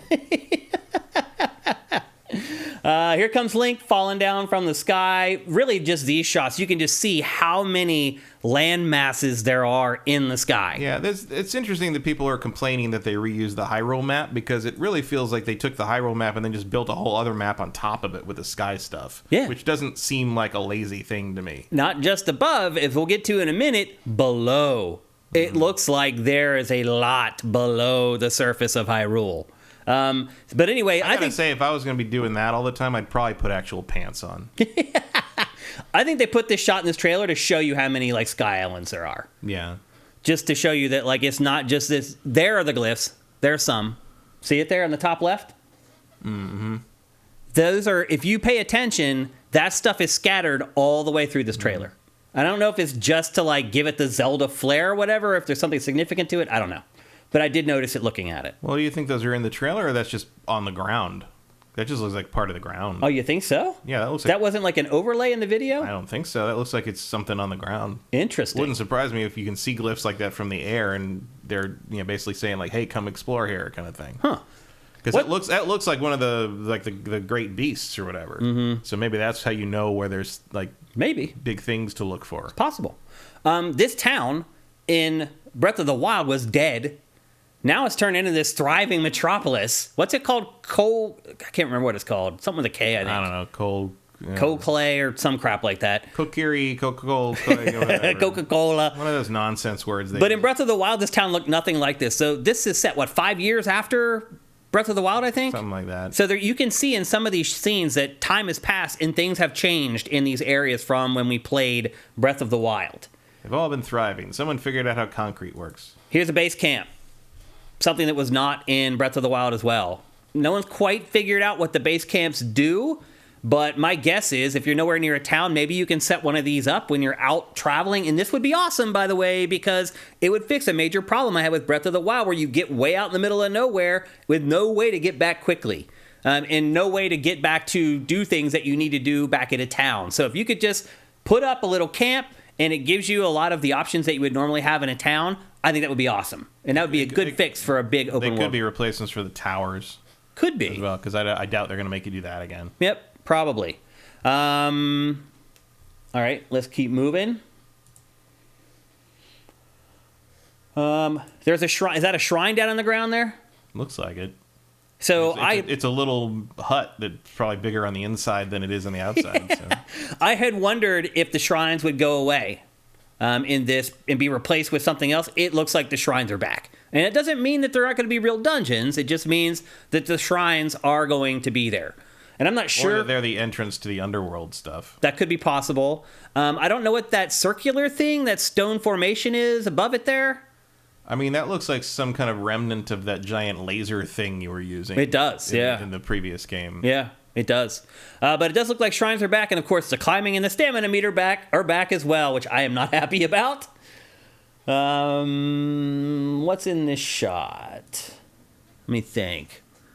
I don't think there's anything significant here. It's just running in a big area. Yeah. There's something back behind that cloud, but... And then what's with... There's some major event that happens. This is how Zelda is lost, right? This looks to me like the sky world separating from the ground. I'm sure there's some big cataclysm. They're falling, though. Yeah, because I think they're falling off the pieces that are rising into the air. Oh, interesting. Okay. But it feels like this is what happens that makes Zelda go away. Yeah, I think this is the cataclysm at the beginning of the event. game. And here... It's the very beginning. ...is Ganondorf. Today, Polygon published an article, it's curated to Sifted right now, that explains the difference between Ganon and Ganondorf, which a lot of people don't know. This is Ganondorf. And they cut away from him before he turns around there, but then later on. Now, this shot, this is from the very first trailer, before we even knew it was called Tears of the Kingdom. Except they show a little bit more of it this time. And then, what do you think about this? So, do you think there's the glyph again? Yeah. See it? Yeah, I think that's just on the rock. On the top right there? Yeah. You think that's just on the rock? Let it roll. Yeah, that's on the mountain. Is it? It's just like drawn onto the mountain? Yeah, there's like a glyph on the mountain. Interesting. Okay. Still something to pay attention to. How about these sky ships? Little Skies of Arcadia here. Do you think you might get one of those yourself that you can pilot instead of having to build some contraption to fly around all the time? I'm thinking that's probably where all your friends hang out. That's like I'm sure it'll be part of things, but that looks to me like where as you gather your allies, that's their boat. Do you think you could call them in and they show up, they fly in on the boat and no? I think that's just how they get to the final battle. Oh. That would be my bet. Oh, interesting. Because I think they've put so much work into like how you levitate yourself and blocks and so I don't think they're going to give you something that... Because there's that other flying I don't think they're going to thing. give you something that convenient, frankly. Yeah. Because there's that other flying contraption we'll see here in a minute that's like almost like a glider that's made out of stone, which explain the physics of that to me. I don't know how that works. Magic. But interesting nevertheless that this big pirate ship is flying through the sky, provides a lot of opportunities for different things. This brand new ability where you can jump into water and then traverse the water. This reminds me a little bit of what we were just talking about, how you can go up through the rock instead of having to, climb the rock. You can just teleport through the rock. Now you can just kind of teleport through, water bodies of water. What do you think's happening here? You got to come up with something new after 30 years. And here is some, it's hard to see because Link is so small there. Let me go back. He's Mission Impossible, ain't it? Here. He's got he looks like an owl or something. He's dressed in like a bird suit. You see it? Yeah. He's got like a bird suit or like some kind of kimono kind of looking thing. I'm not quite sure what's going on there. Maybe people. Nightwing 3060 is asking, can Link speak? No. Then he's not going to talk. I don't know. He won't talk. I think it's 50-50. I think it's 0. I think it would be a bad mistake. He's not going to talk. He's not gonna. We've already seen scenes from even the little footage they've released where Zelda and that other guy are talking, and then Link just goes. Yeah. Link's never gonna talk. Yeah, that's probably for the best. The only time he really talked was in that cartoon, and that didn't help anybody. Well, he talked. He had the flappy jaw in Skyward Sword. Oh yeah, in text. Yeah. But it didn't look terrible. I agree with you. Here's a typical Zelda puzzle. Think this is in a dungeon? Doesn't look like it. No. Yeah, I don't either. We'll get it. It's weird that if there are dungeons, they haven't said, hey, there are dungeons. I'd agree with that, although there is a hint here in a minute that maybe they're trying to drop. We'll see. Here's just another glider shot. This. Look ahead there. It's the rank and file farmers fighting with you on your side. Yeah, considering the existence of the settlements, I'm going to guess there's some kind of thing where the settlements can get attacked. And you have to defend the settlements. And it appears that the settlers actually come out and fight with you on your side. Again, this shot goes so fast in this trailer, if you don't go frame by frame, you wouldn't even catch it because Link hides them. But you can see them there on the right-hand side. they're pushing like something. I don't know what it is. Well, the other thing to note is that I don't think he has his like weird arm thing there yet. I can't quite. That's a good see point, it. actually. It So doesn't look like he does. I'm actually going to guess this is an early beginning of the game thing, and this is not a gameplay mechanic they're showing. This is just the situation at the beginning. Okay. So you don't think that they really do fight alongside you? You think it's just a cinematic? I don't think it's necessarily cinematic. You might play it, but I think this is a special situation. I don't think this is a recurring thing. Notice his horse has horseshoes. Finally. Finally, a little civilization in this place. New race. Never seen in Zelda before. Goats. People are saying that they think it's... I have it in my notes here somewhere. The Zonai. I don't know what that is. Are they... They were mentioned in Breath of the Wild, but they weren't really a part of the game all that much. But yeah, people don't really know what race it is, but a lot of people are assuming that might be it because, again, they mentioned them in the prior game and didn't really utilize them inside the game. Nevertheless, a brand new race to the Legend of Zelda franchise. And not much to mention here in this stuff, just some boss stuff. Obviously preparing for a boss fight there. Now we start getting into some of the Zelda stuff. Matt, one thing I will say, and this is where somebody, a disembodied voice says, we need to rely on Link. Link is going to save us. But it also shows her handling the Master Sword in these cutscenes, which, and that isn't the only hint, but there are hints all the way through this, Matt, that what we've been talking about, playable Zelda, is probably a thing. It seems likely. There's 3 or 4 hints in this that suggest that. Now look up in the sky there, that big glyph almost up in the sky. I don't even know what that's supposed to be. So there's not just like these pieces of land that have ripped out of Hyrule and went up to the sky. There's also these other weird things up there that God knows what they're used for or what purpose they serve. Let's stop here. Oh, this is the stone bird I was talking about. Like, why would they give him a pirate ship if you're going to have this? And I don't know if this is like something the game gives you or you have to build it yourself. I don't know. That looks too complicated for that. It's probably just something I'm guessing it's something you use or take from one particular location to another, story-driven early on before you have the ability to fuse things properly. Yeah. What is that? It's like the Death Star in the sky. That also has glyphs all over it. But who knows what that is? Also, is that a new glider there? I mean, it's more elaborate than the other one. Yeah, it wasn't in Breath of the Wild, that glider. I'm sure you can customize the glider. Or it's an upgrade, maybe. Yeah. It seems to do the same thing, though. Yep, it seems to, at least in that shot.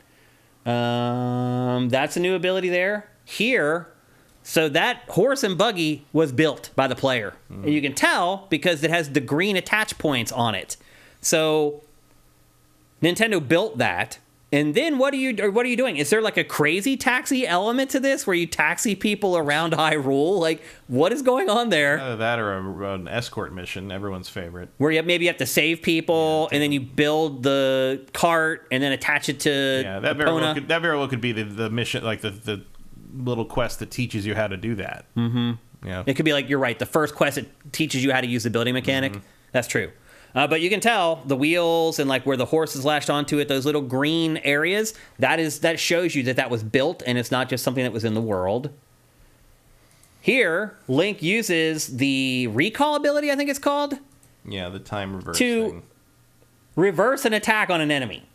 And that's what Zelda's all about. So they give you this tool that you think is for one thing, but at least that's what Zelda's about since Breath of the Wild anyway.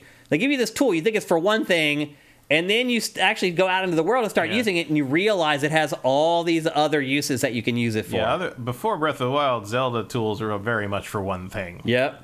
But now it's changed. There's zero gravity. Not zero, but low gravity, which I don't know why it's happening there, but it doesn't happen in the rest of the sky. Probably for the green, or maybe he's got certain... Here's a nod to Resident Evil 4. Here is a minecart battle. Well, I think that's more of a nod to Temple of Doom, but... I just came off playing Resident Evil 4 and just did this. So the first thing that I thought of was like, that's Resident Evil 4. But again, this isn't something that you would have found in Breath of the Wild. There wasn't stuff like this in Breath of the Wild. Those are also made things. Yeah. Oh, are they? Yeah, because the green thing is Oh, on I the didn't little notice fan that. engine on the backs of the mine carts. I didn't even notice that. Yep, So you're right. That fucker stole your mine cart. Yeah, he may have. Yep. And then this is discouraging to me, Matt. Yes, it is. And you probably know why, but other people may not. Very dismaying to see an Xbox in a Nintendo game. That's not what I was getting at, but that's a funny joke. This, to me, shows that the building thing is going to be a big component of the game. And it's going to be, you're going to have to battle other people's contraptions and fight them. I have no interest in doing this in a Zelda game at all. I have no interest in doing it in Banjo-Kazooie Nuts and Bolts. I'm not a Minecraft fan. I don't typically like those types of games at all. And it does look that at least some of the mission objectives are going to require that you build very specific. Because look, he's got like a gun on the side of his Xbox there. Yeah, I mean, it doesn't look super complicated. Clearly, he's made a box and stuck some things on it, with a control on the top. But like, Still, I don't want to do it. That is not of any interest to me whatsoever. I have no interest in that at all. But it does look like it's going to be a big part of the game. It would be cooler if I was like driving something that was actually designed by the Zelda team. That was really cool. Because they're better at it. Yeah. We're actually going to get to this. If I was driving something as cool as the thing he's fighting. Yeah. Or even like, there's another game we're going to talk about in today's episode that has a building mechanic in it, and it clearly demonstrates the problem with placing this stuff in the hands of the player instead of the people who are professionals at making video games. But we'll get to that. Like, I understand why they're leaning so hard into the toy aspect of this, because it was the thing that, Went viral. It went viral with the first one, but it's like, oh boy, like that was not really of interest to me as a Zelda game anyway, and now like they're doubling down. Mechanic, I'm just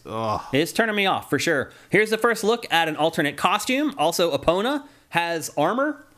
So this, obviously costumes were kind of a big thing in Breath of the Wild. It looks like that is going to continue in Tears of the Kingdom. Look at that horse armor. And hopefully it's free. Does he have what's on his head? I don't know. What is that? It's like a red gem coming out of his head there. I didn't even notice that. No, that's on the end of the arrow. I mean, it's a fire arrow. Yeah. Well, what's on Link's head? Helmet of some kind with horns. Yeah. That horse armor is badass. And then here's a little contraption that you shoot with a normal arrow, and it spins around and fires lasers. I don't know if you're going to end up using these to take out enemies. I don't know if those lasers are even dangerous. I'm guessing they are. But it could be cool, a mechanic, if you find these around the environment, you need to use them strategically to take out like huge swaths of enemies. It could be a pretty cool mechanic. Here's some boss stuff. Here's some more Zelda stuff. What's that? A tear of the kingdom. That's what it is, right? Probably. Yeah. Yep. Looks like a tear. We wondered where the name came from. She's the princess of the kingdom. And so my guess is you need to collect Tears of the Kingdom. Yeah, odds are you're not collecting Korok poop anymore. Right. Yep. And as Johnny Hurricane's pointing out, it's got a glyph on it. Mm-hmm. Yeah. So I think that is the Tear of the Kingdom. And those are precious items that you're going to be collecting throughout the course of the game. It's probably what the Triforce became or something. Maybe. It's quite possible. Not sure what's going on there. Just Ganon doing Ganon stuff. Yeah. Like, that's probably the beginning when everything goes to hell and then he's summoning all his monsters and he tries to take over Link, but Link can't be taken over, but his arm can be because we've seen Princess Mononoke. It looks like he is taken over. I mean, he turns into Ganon. No, I think that's something else. Is it? That's an editing. The way it's edited together, that's really bad. For sure. Like they're trying to. You think they're trying to fool people? Yeah, that's intentional. That's definitely intentional. I'm sure that doesn't play out that way in the actual game. It does look like whatever Ganon does there fucks up the Master Sword, though. Like, that seems to be how they get the Master Sword away from you at the beginning of the game. Boss fight. That boss has been shown in a bunch of trailers for this already. Run! Splatoon is coming. Yeah. This guy's name, I can't remember. It's like Tunic or Tunal or something. Tulin. He was in Breath of the Wild. He played a minor role. He pops up in this trailer like 3 different times. So my guess is he's going to play a much bigger role. Yeah, I mean, presumably you got to do the gather the allies from each race thing again, and we'll get to that because there is a shot here in the trailer later that basically says yes. That's exactly what you're going to be doing. Yep. So anyway, it looks like Tulin is going to be a big part of the plot this time. He says something to Link here in this scene before he dives down. And then wait, who is that? I'm sure she's from the the Fire Tribe or the whatever the Ganondorf tribe are. It's Zelda, isn't it? No, that's not Zelda. I think it is. Zelda in blackface? I don't think so. In what? She's got very dark skin. I think that's Zelda. It's not Zelda. I think that's you play as her, and this is one of her forms that you can play as. It has her. I think all her stuff. It's not a Zelda. It's a different face.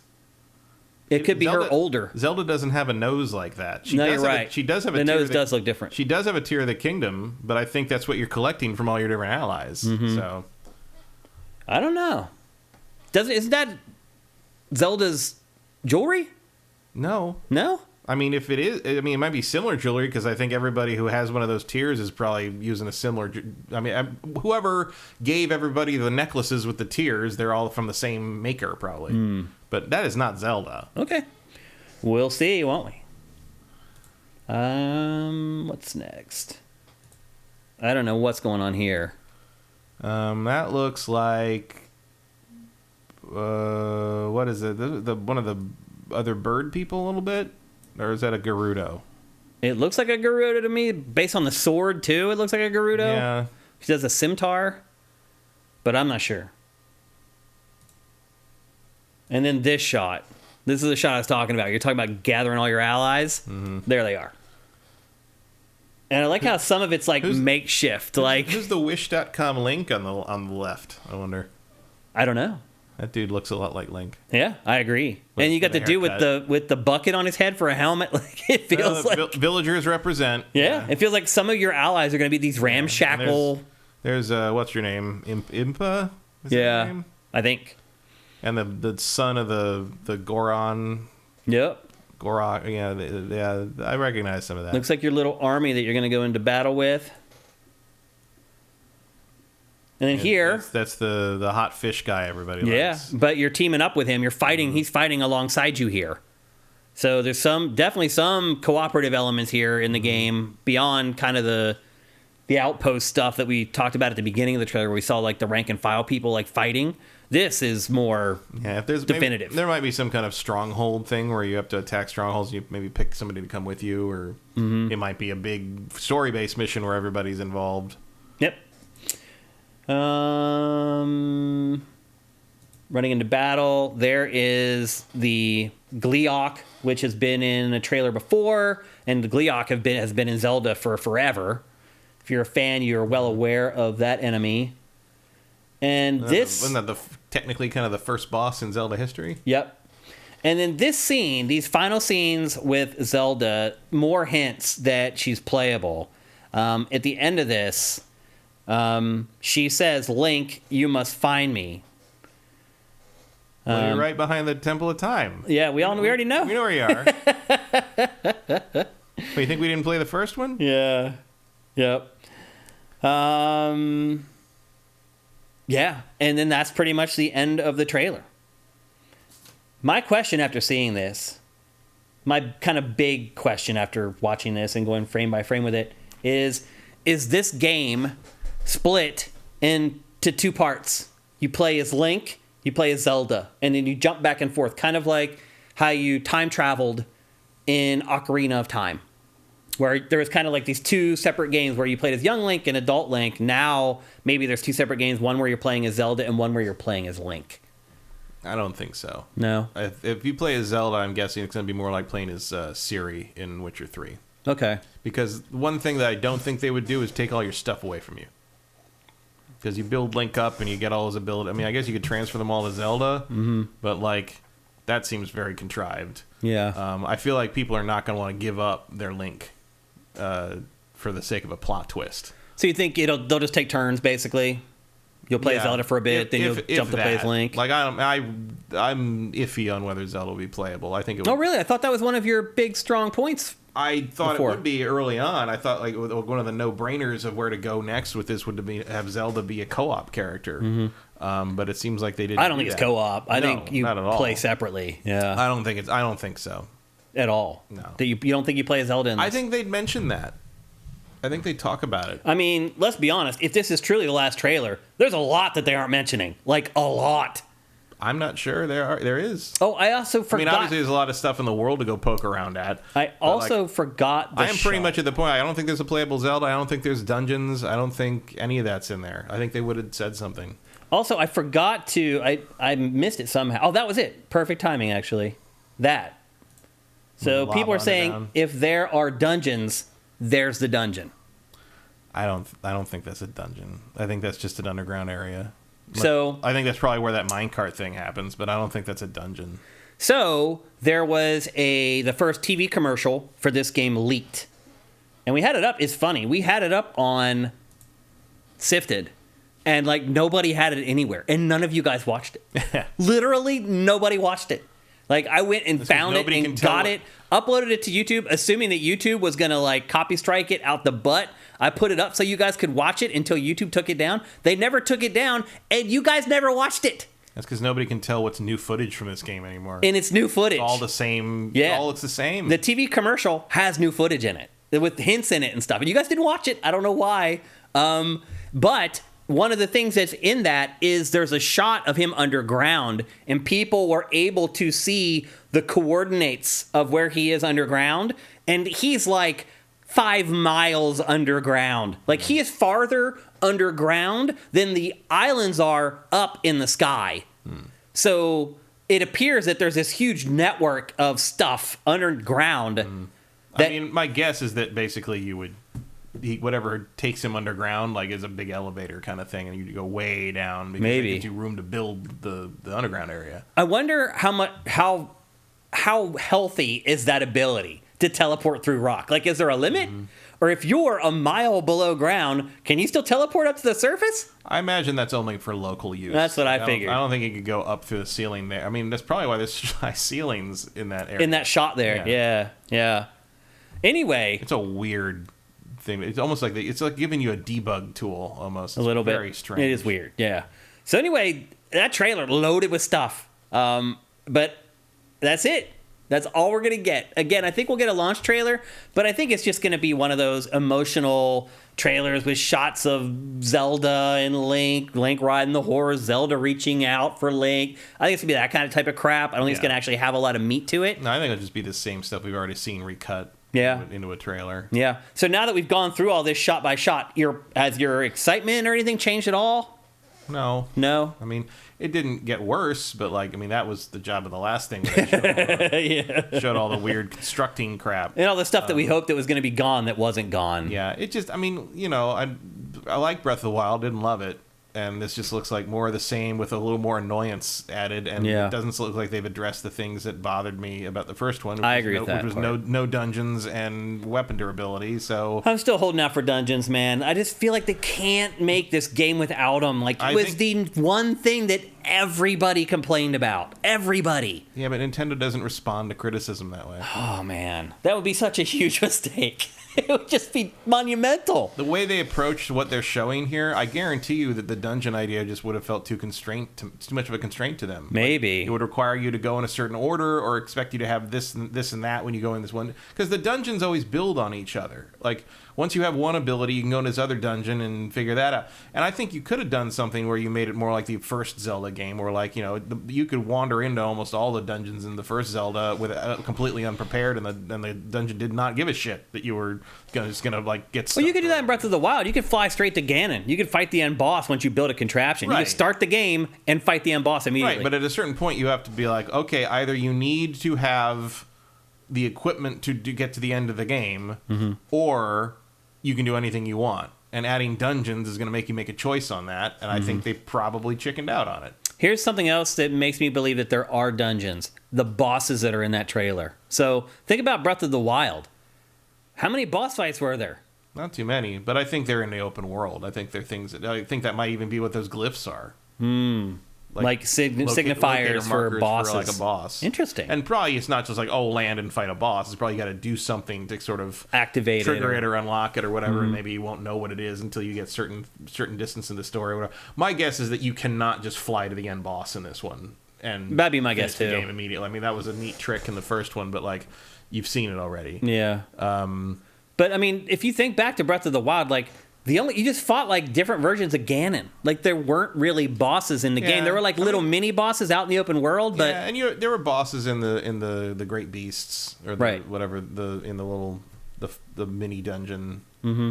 Every once in a while, you fought a tough guy in one of the shrines, I guess. Mm-hmm. But nothing like that. Like there was a lot more. There's more bosses in this trailer than there was in the first game. Yeah. Sure. So that's leading me a little bit in that direction that there might be, but we'll see. Like we just don't know. We're just trying to do the best we can. I just don't think any of the bosses in those trailers indicate a dungeon because almost all of them take place in an open area. It did look like they were open in open air. Yeah. So you may be right, but we'll see. It gives me at least a little bit of hope. Let's see what you guys are saying about this trailer. Again, it's the last one for a Zelda. We've been waiting almost 7 years by the time we finally get this game for this sequel. Who do they think they are, Rocksteady? Yeah. The Abrams says a bunch of enemies from the leaked art book weren't shown in this trailer. Speaking of the art book, by the way, we mentioned it last week. Nintendo is trying to put the person in jail who leaked the art book. Yeah, well, they got the guy that was pirating Nintendo stuff got out of jail this week and said that Nintendo has garnished their wages for the rest of their life. Like they basically, he's going to lose 30% of his pay for the rest of his life. Yep. I mean, if you're going to pirate, then Janderman, 1978. That is some Victorian era debtor's prison bullshit. I agree. That is ridiculous. I agree. Like people get off for like murder better than that. It's ridiculous. Pharaoh doll, the twist. The tears are Korok poop. I mean, I didn't rule that out. That might be what they became. Yeah, Janderman, thank you for subscribing. By the way, that's awesome, man. It's a rupee. Was he talking about the arrow? On the end of the arrow. Yeah. But I think it was actually just a fire arrow. Look at a fire gem of some kind. Yep. Erebus says, given how freeform the building skill looks, how many phallic cars, yeah, exactly. Oh, the first thing I mean, you got to remember that most of the people playing this are like 12 to like 17-year-old boys. What's the first thing they're going to build? Well, no, and a lot of them are 30 to 40-year-old boys who are still 12. And the first thing they're going to do is build a rolling dick. Touche, yep. Let's see. Okay, we're getting back into other stuff here. She has Zelda's ears. Yeah. Yeah, but so does Link. Yeah. Like, that's just what those characters look like. She started tanning. Got crispy for the summer. That's what Vortex Complex says. Emperor Dread says that, the one character was a Gerudo. Crazy Bolt, thank you for Twitch Prime, man. That's awesome. The Abram, I don't think Zelda's playable. They would announce that. Why would they announce that? Because it's a reason to jump into the game. I don't think they need reasons for people to jump into this game. Yeah, but it's something new that hasn't been in another Zelda game except for like minor things. I mean, I guess that 3DO game. Yeah. Which I heard a rumor that they're gonna put those out again. Those terrible 3DO games. People saying no dungeons. Yeah, they are. They're re-releasing those. Eric Cartmenez and Pot F2 both no dungeons. No dungeons. And I guess you're just guessing that, right? You haven't seen something that we haven't seen. Well, I mean, they wouldn't be able to see no dungeons. That's. Well, I mean, maybe there was a leak or something that I just haven't seen yet. That happens because once I start prepping for this show, man, I go into like burrow mode. Like the fact that no dungeons was leaked, like that's all the internet would be talking. You're right. That's a good point. Yeah. I feel like the gravity should kill him at 5 miles underground. You mean the pressure? Yeah. Pressure maybe, or just like there's nothing to breathe down there. Gravity. Because Zelda's so realistic. Yeah, I don't. He's already skydiving with a fucking wooden. I mean, it reminds me of using the like what Aloy uses, like the salvage thing to glide around. I'm like, you really trust that thing jumping off mountains with it hanging on by your bare hands? Oh, they're saying the CDI games was an April Fool's joke. That's a really dumb April Fool's joke. Eric Carmenez, you're guessing. Okay, that's what I figured. Just wanted to make sure, because you just never know. Again, like when I would have been shocked if they ever let those CDI games see the light of day again. So. Yeah, because they were so terrible. But Zelda was playable. Yeah. In one of them. Yeah, that's true. So there you go. That's probably all we're going to get on Tears of the Kingdom until release day, until we talk about it here on GameFace after Matt and I have actually played it. Hopefully that's enough to hold you guys over for the next like 3-ish weeks. I think the wait's going to be pretty excruciating. I am really excited for it, despite some of the misgivings I have about Breath of the Wild and the fact that doesn't appear that they've changed those for this game. There's the fact that it's still on the Switch, so I'm waiting to load it up and be like, oh, this play it at is just 22 frames a second. Yeah. But on the next system, look how good it runs. Yeah, I mean, that could be part of the plan for sure. With exclusive dungeon DLC. Oh, fuck you. Yeah, if they that would be the worst. If they built dungeons that they were DLC only, and you went to some weird area where there was just dungeons or whatever. You're right though. That's like something Nintendo would do, and think it was being clever or something. Yep. Yeah, it's funny. In a sense, all of our wages are garnished by Nintendo. Yeah. So anyway, there you go. That's the last information we're going to get for The Legend of Zelda: Tears of the Kingdom until launch day on May 12th. All right. Next up, get my rundown here.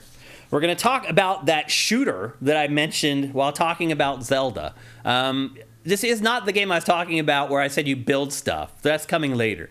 But I've been playing a shooter from Ubisoft called xDefiant. It is in beta right now. I don't know if you guys remember this game. When it was first pitched, it was supposed to be like, it had the Tom Clancy name on it, and it was supposed to be Tom Clancy's xDefiant, and it was supposed to be a mashup of all the Tom Clancy games into one shooter. Well, Ubisoft felt like that was too limiting, so it decided to remove the Tom Clancy name from it so it could bring in more properties that it supports beyond the Tom Clancy stuff. So they realized they could never satisfy the End War fans. Yeah. And what that really means is they wanted to put Watch Dogs in this game, because that's really, as of right now, the one property that is in this that isn't related to Tom Clancy. The big draw. Yeah, the one that flopped, honestly. But it does give them breadth to, this is a free-to-play game. So they need to be able to keep releasing characters that they can sell people to make it profitable. So I can understand why they want to give themselves as much leeway as possible to make sure. Who could resist Aiden Pierce in his iconic hat? I mean, I'll be honest with you, Matt, having played this for the last several days, like the connective tissue between this shooter and the actual properties is very tenuous. So there are 5 different classes basically in this, and the classes are the franchises for the most part. This is I guess the best way I could describe this in a sentence is it's like Ubisoft's Smash Brothers, except it's a shooter instead of a brawler. So each class of Ubisoft's characters has their own abilities. There's 2 for each faction. And they also have their own ultimate. So as far as the factions are concerned, there's a faction from the Division called the Cleaners, and they use fire-based attacks. There is a class from Ghost Recon called the Phantoms, and they have mostly defensive capabilities. There's a faction from Far Cry 6, very specific. See, this is where we're getting into, if you go back through all the Far Crys, there is a limitless amount of characters that you can bring into this game just from Far Cry. And then I don't know if they're going to think about bringing in stuff like Assassin's Creed. Like, that's where it starts to get dicey, and it doesn't make sense, but they can... Rayman or nothing. Yeah, I mean, seriously, though, they have a breadth of characters that they can ultimately bring into this. Beyond Good and Evil 2. Yeah. Like, bring in the monkey and the pig and Jade and call it a day. From Far Cry 6, the faction is called Libertad, and they use healing items. The faction from Splinter Cell is called Echelon, and surprise, surprise, they are stealth-based. And then finally, Watch Dogs, their crew is called DedSec. Again, surprise, surprise. And no big surprise that they use technology and things like that. In the beta is huge. It is still open right now. It's running until like the 23rd. You can go apply and try to get in if you want, but Ubisoft sent me a beta code, so I was able to get in. And it has 14 maps in the beta. I don't know if the game's going to have more, the final game, but there's 14 of them, and they're all over the place, and most of them are pretty awesome. Now, I'll say this, again, the connective tissue between the maps and the Ubisoft franchises are really hard. So, for example, DedSec is actually from Watch Dogs 2 in this. So, there's one map that's set in Brooklyn, but then that could also be from the Division. It's hard to tell a lot of times, what maps are supposed to be attached to which of Ubisoft's properties. But the bottom line is the maps are gigantic and interesting. My big complaint about the maps is that it's hard to figure out the flow of enemies, where they're going to come from, which direction they're coming. You get shot in the back a lot in this, because there's one map that's in a paintball arena, and it's just this big huge room with no real pathways. There's just objects that you can run around, so literally you can get attacked from any direction. And the one thing to keep in mind about this game is this is not like a team deathmatch style game or anything like that. This is all about capture and hold modes. All of them. The only modes in the beta. There's 4 different modes.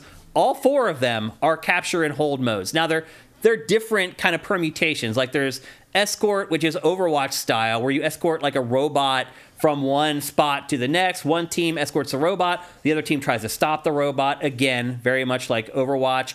There's zone control, where you attack and defend multiple capture zones at the same time.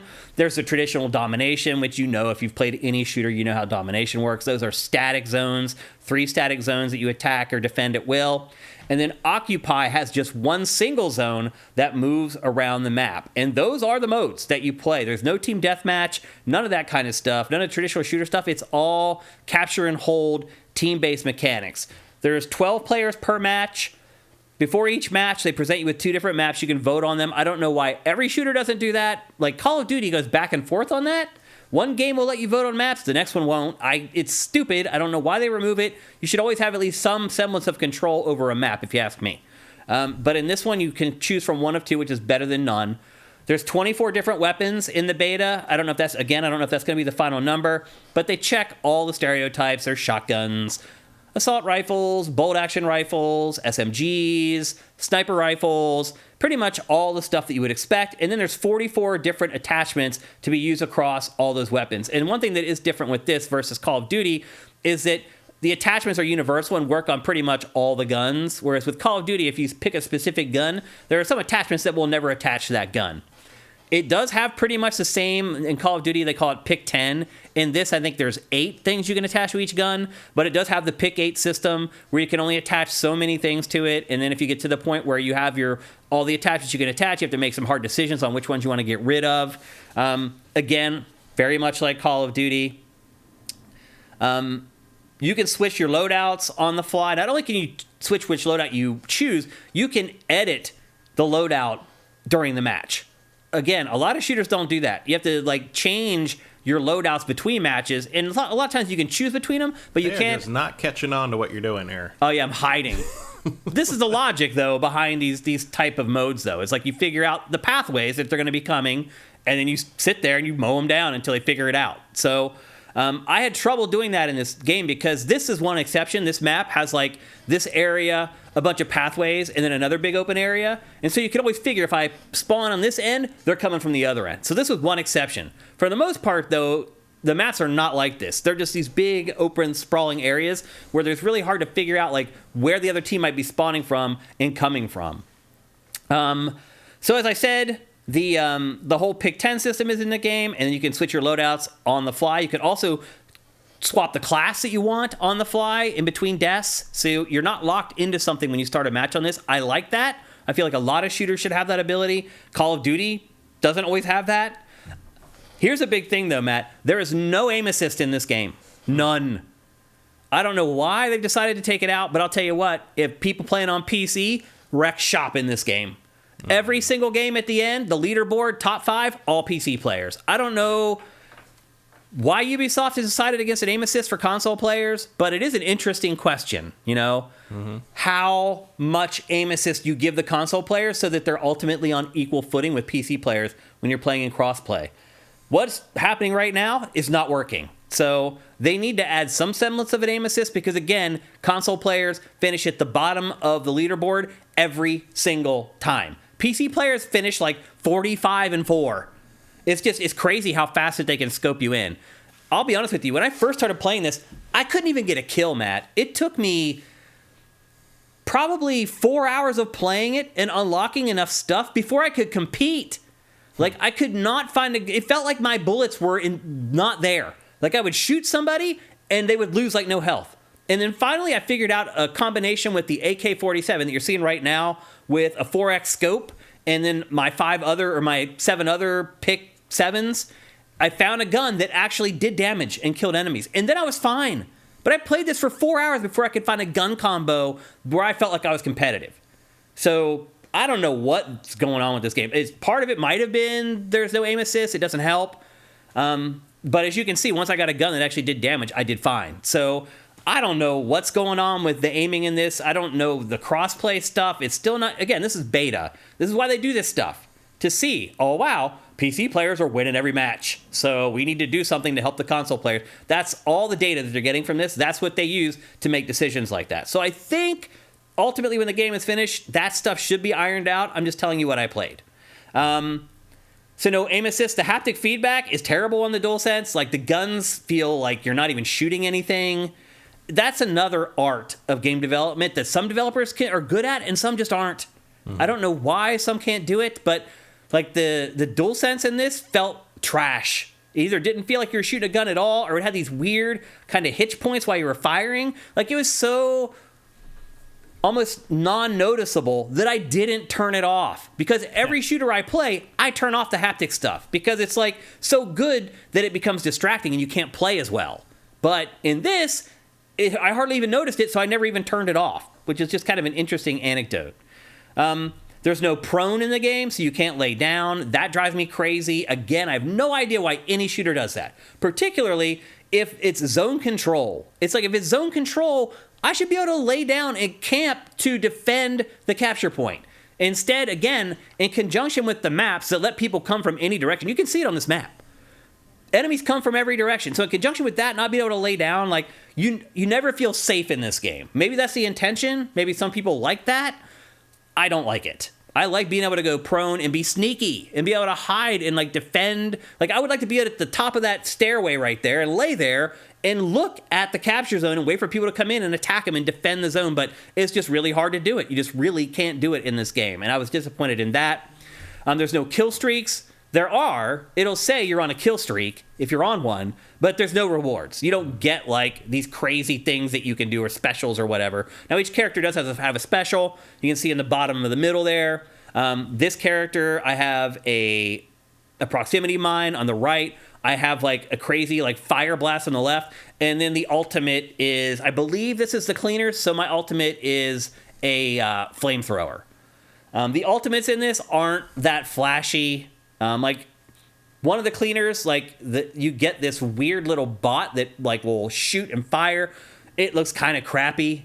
Like you guys are seeing the B-roll. Like the game looks okay and it moves really fast. It's pegged at like 60 frames per second on PS5 and it runs really good, but it's not really a looker. At least I don't think so. The lighting just looks really flat in it to me.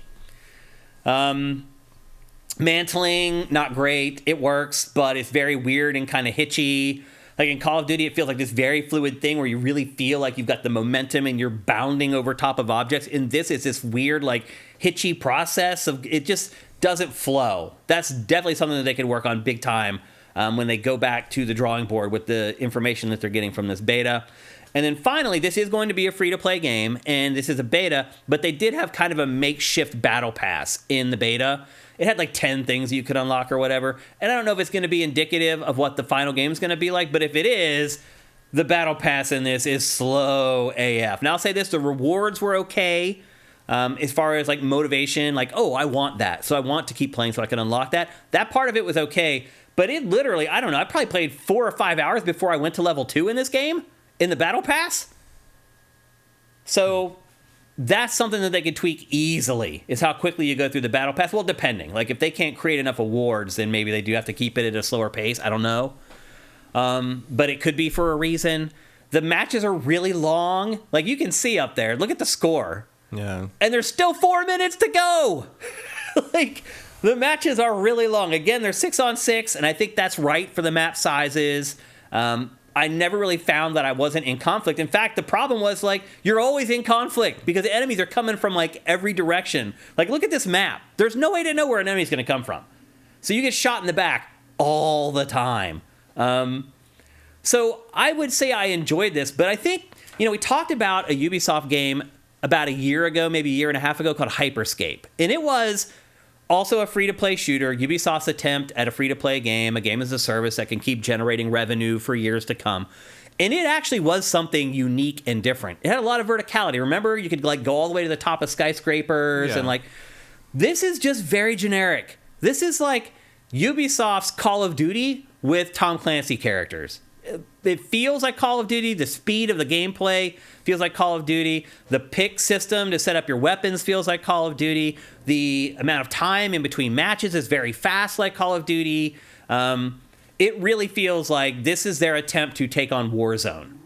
And Warzone wipes the floor with this game. There's no vehicles in this. Warzone has helicopters and literally 30 vehicles that you can pilot while you play. And I get this is the beginning, this is the start, this is them hoping to get a foot in the door and they can build on this and make it better as time goes on. But you are so far behind the curve. I mean, it's not like the people who make Warzone aren't going to keep piling the options onto Warzone as time goes on. So I don't know. Ubisoft, it just can't, it just feels like it can't figure it out. It can't figure out the free-to-play stuff. Why? What do you think they could do with this game to make it more of a success? Well, they could go back in time and not make it. Well, then it wouldn't be a success for sure. I don't understand what, if it would have saved some money, it could have made something that somebody actually wanted to play. I don't understand what the point of any of it is. They already have a free-to-play shooter that's doing fine in Rainbow Six Siege. But that's a very specific type of game. Yeah, but that's because it found a niche that it could dominate. That's true. As opposed to trying to take over the niche. Well, it's not a niche. It's the mainstream shooter. It can be like, why are you trying to beat Call of Duty? Maybe Ubisoft's perspective on this is if we can even get 10% of that Call of Duty, then we have something that's profitable at least and can generate. Because, man, Ubisoft's on the ropes, Matt. It is on the ropes. And it can't get all this other stuff out. It can't get Assassin's Creed out on time. It can't get Beyond Good and Evil off the ground, but it can get this made? Yeah. Okay, great. This is made by their San Francisco studio, actually. Yeah. But, I mean, look, it's a solid game, technically and everything. It's well made. And after getting hammered for the previous games, it's certainly like the roller derby game and the other. It's like, oh, you guys don't want interesting or different? Like, here, there's nothing interesting or different about this one. There you go. Have fun, yeah. And the other thing I should mention, too, is you may have noticed that, so again, I'm still playing as the Division here. And if you notice, sometimes when I shoot enemies, they catch on fire. So your ammo will have, elemental things that are related to the property that you're playing as. But generally, for the most part, other than seeing someone who looks like Sam Fisher run by, when you're actually in combat, you're not Why isn't that the super move for that squad? They just call in Sam Fisher and kill a guy, right? Why?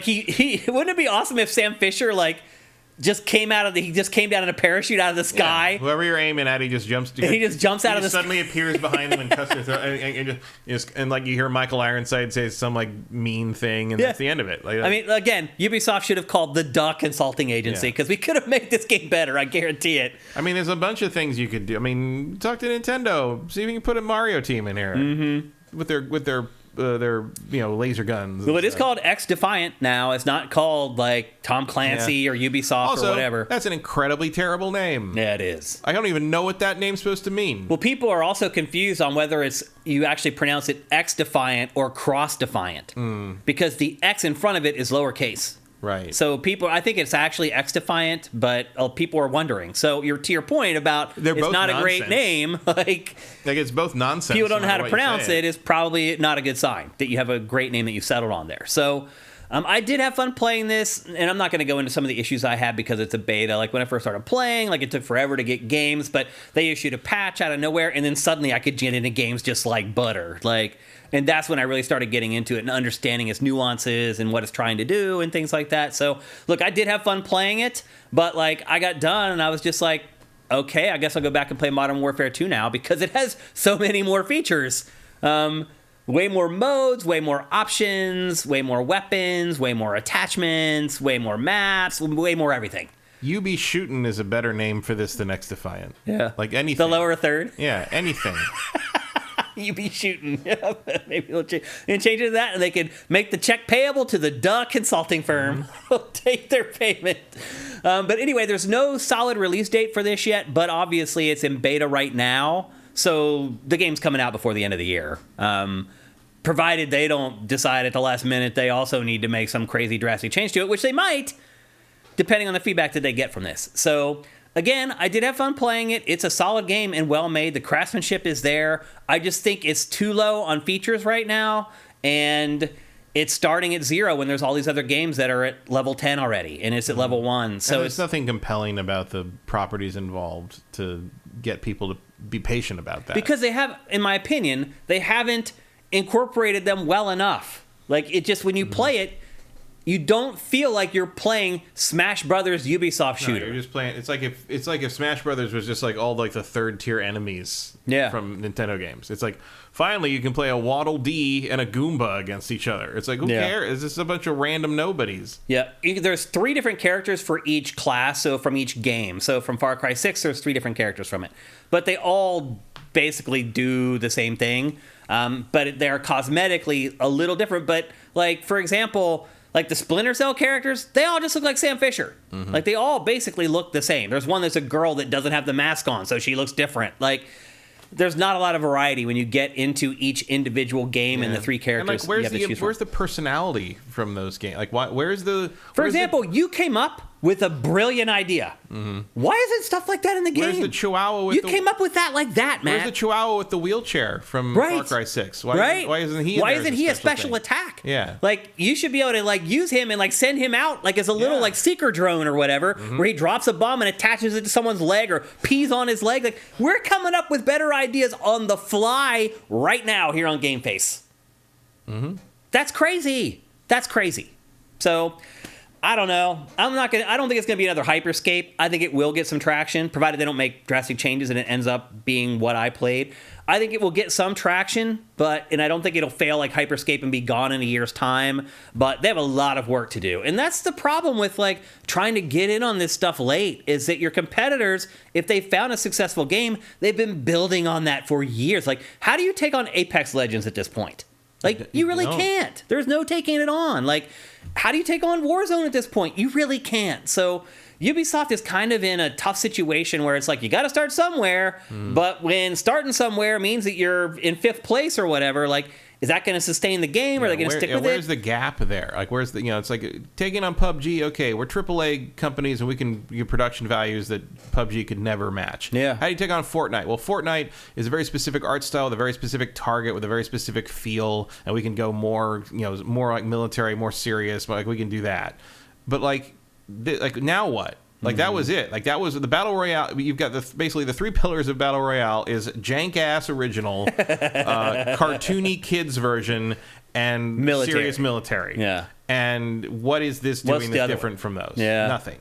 Yeah. And what's left? Nothing. I mean, maybe they should have had stuff like Ezio in there. Yeah, it would have made it more interesting. Like firing bolts or something. Yeah. Like figure out some way to make, because then there's something to talk about. I mean, you throw in like a little bit of that. I mean, maybe if instead of 5 Tom Clancy factions, you put in 3, and then one of them is Beyond Good and Evil, one of them is Assassin's Creed, and then one is Splinter Cell. And you got a Division, and you got a Rainbow Six, and you bring them on later because they're more military. Far Cry, yeah. Far Cry's not a bad idea. Far Cry's great. You think about like Joseph Appleseed or whatever the hell his name was. Yeah. I mean, that's someone I'd like to shoot in the face. Yeah.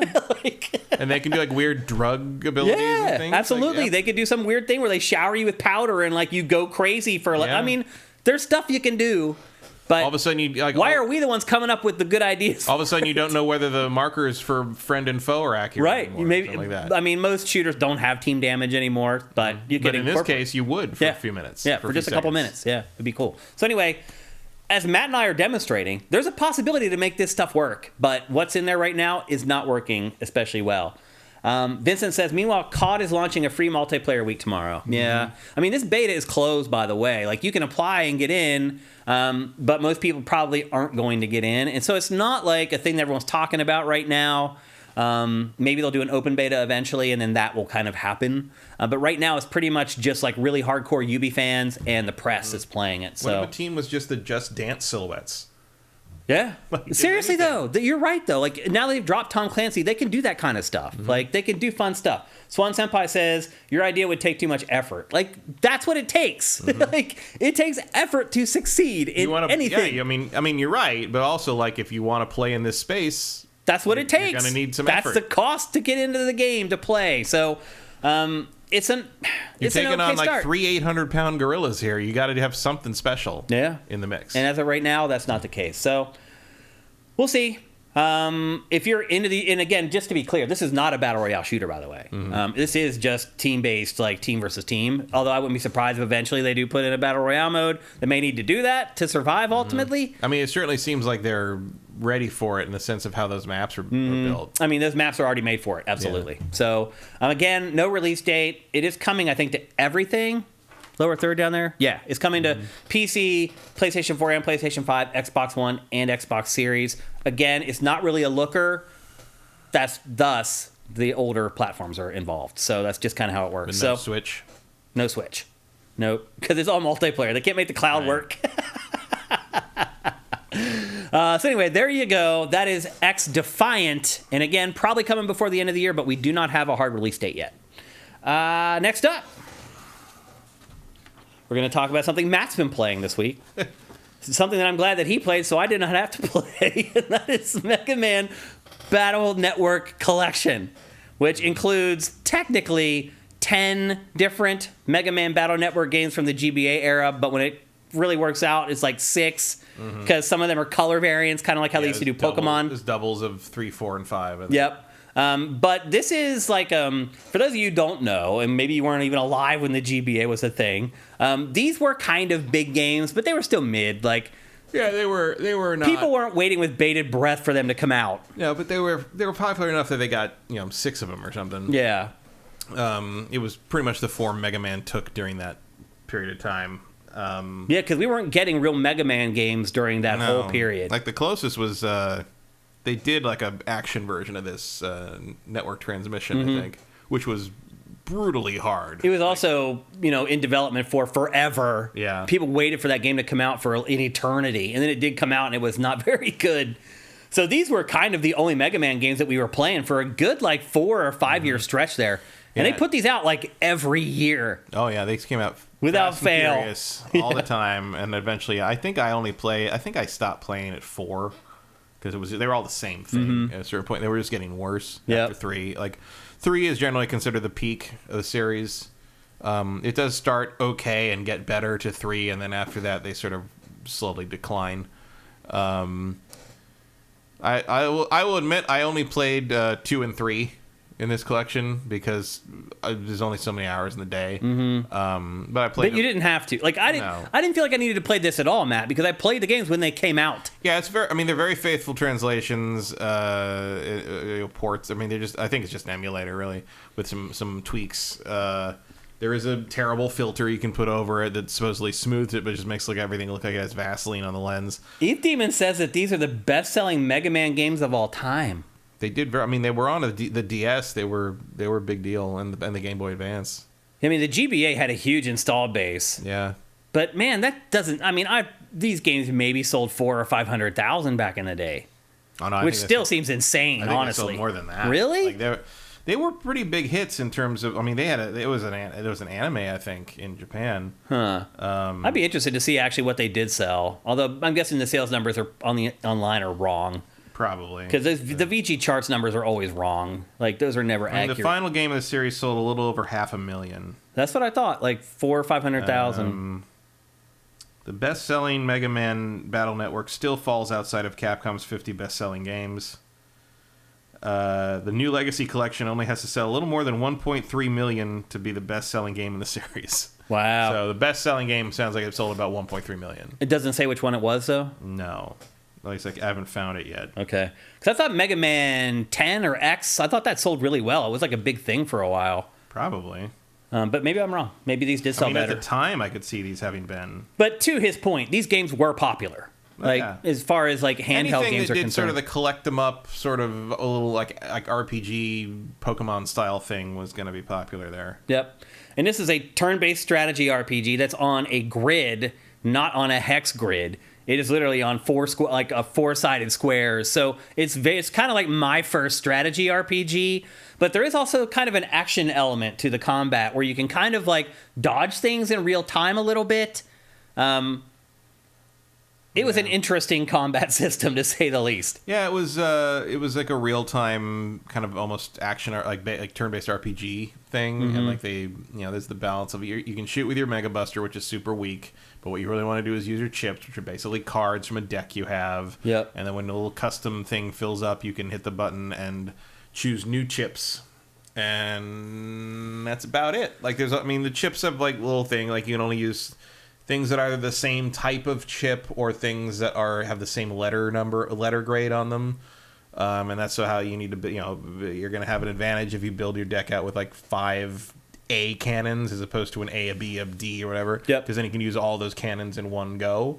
And it grades you on how fast and efficiently you kill the enemies, and you get better loot. Red, the better you do, the more likely you are to get a new chip that gives you the ability of the enemy, which is kind of the Mega Man hook. Yep. And that about covers it, really. Yeah, the story basically for all these games is that you've been sucked into a computer. Well, no, it's you're not sucked in a computer. You just live in a world where you can jack in with your pet. Yeah. Which is Mega Man in the case of the main guy who's what's his name? Lan? Yeah, but I'm saying the game takes place inside the computer.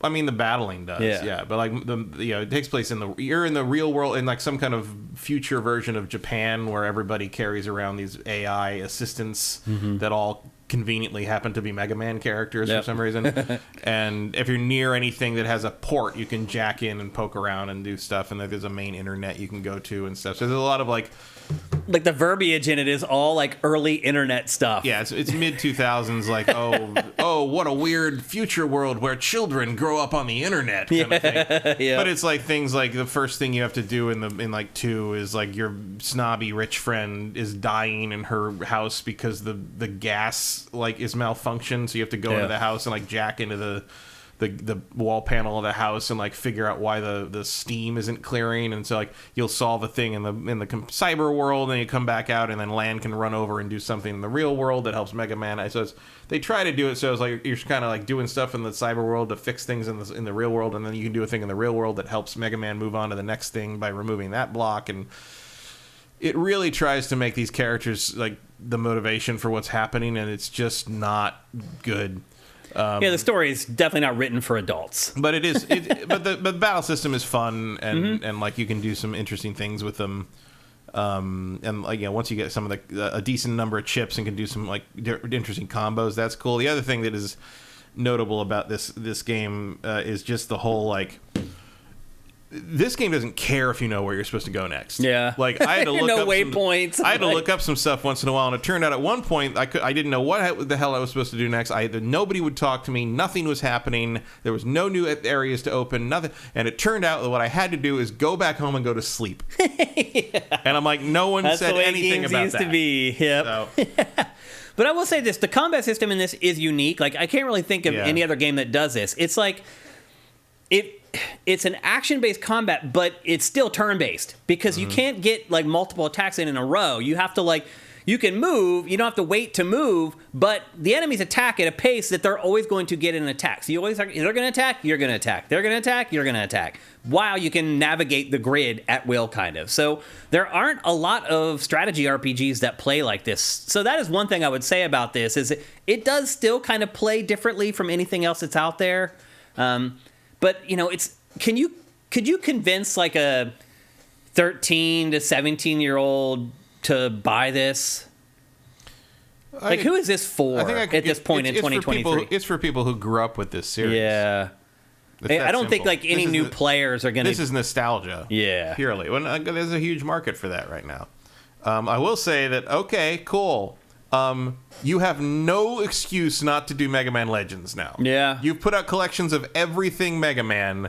All that's left is Legends. I think that's because it's the hardest. It will be the hardest to make. It'll be the hardest, but it's also like it's the one people want. It is. Because like there's a lot of nostalgia there. I think there's a lot of people, including me, would call Misadventures of Tron one of, if not the best PS1 game. And they all go for hundreds of dollars now. Like people, it would be worth it just to sell to people who can't afford to buy an actual copy of the PS1 version. Like, Misadventures of Tron can go for $1,000 sealed now. That's crazy. If you get a good copy in like one of those stupid boxes. That's nuts. Like it's like the market on some of those games is crazy, and they're just sitting there. Yeah, sitting there in a vault. Just do a collection with 1, 2, and Tron Bon. Mega Man 64 if you absolutely feel the need, but it's the same game as the first one. Nobody cares. Sell it for like $40. Like, I'd buy it. That was another game people waited a long time for, Mega Man 64. It just kept getting delayed. And it was just like Mega a lot Man of Legends N64 1. games that kept getting delayed. That was kind of the story with the N64. And it was fine when it came out, but it was like it's the same game PS1 players had played like 4 years earlier.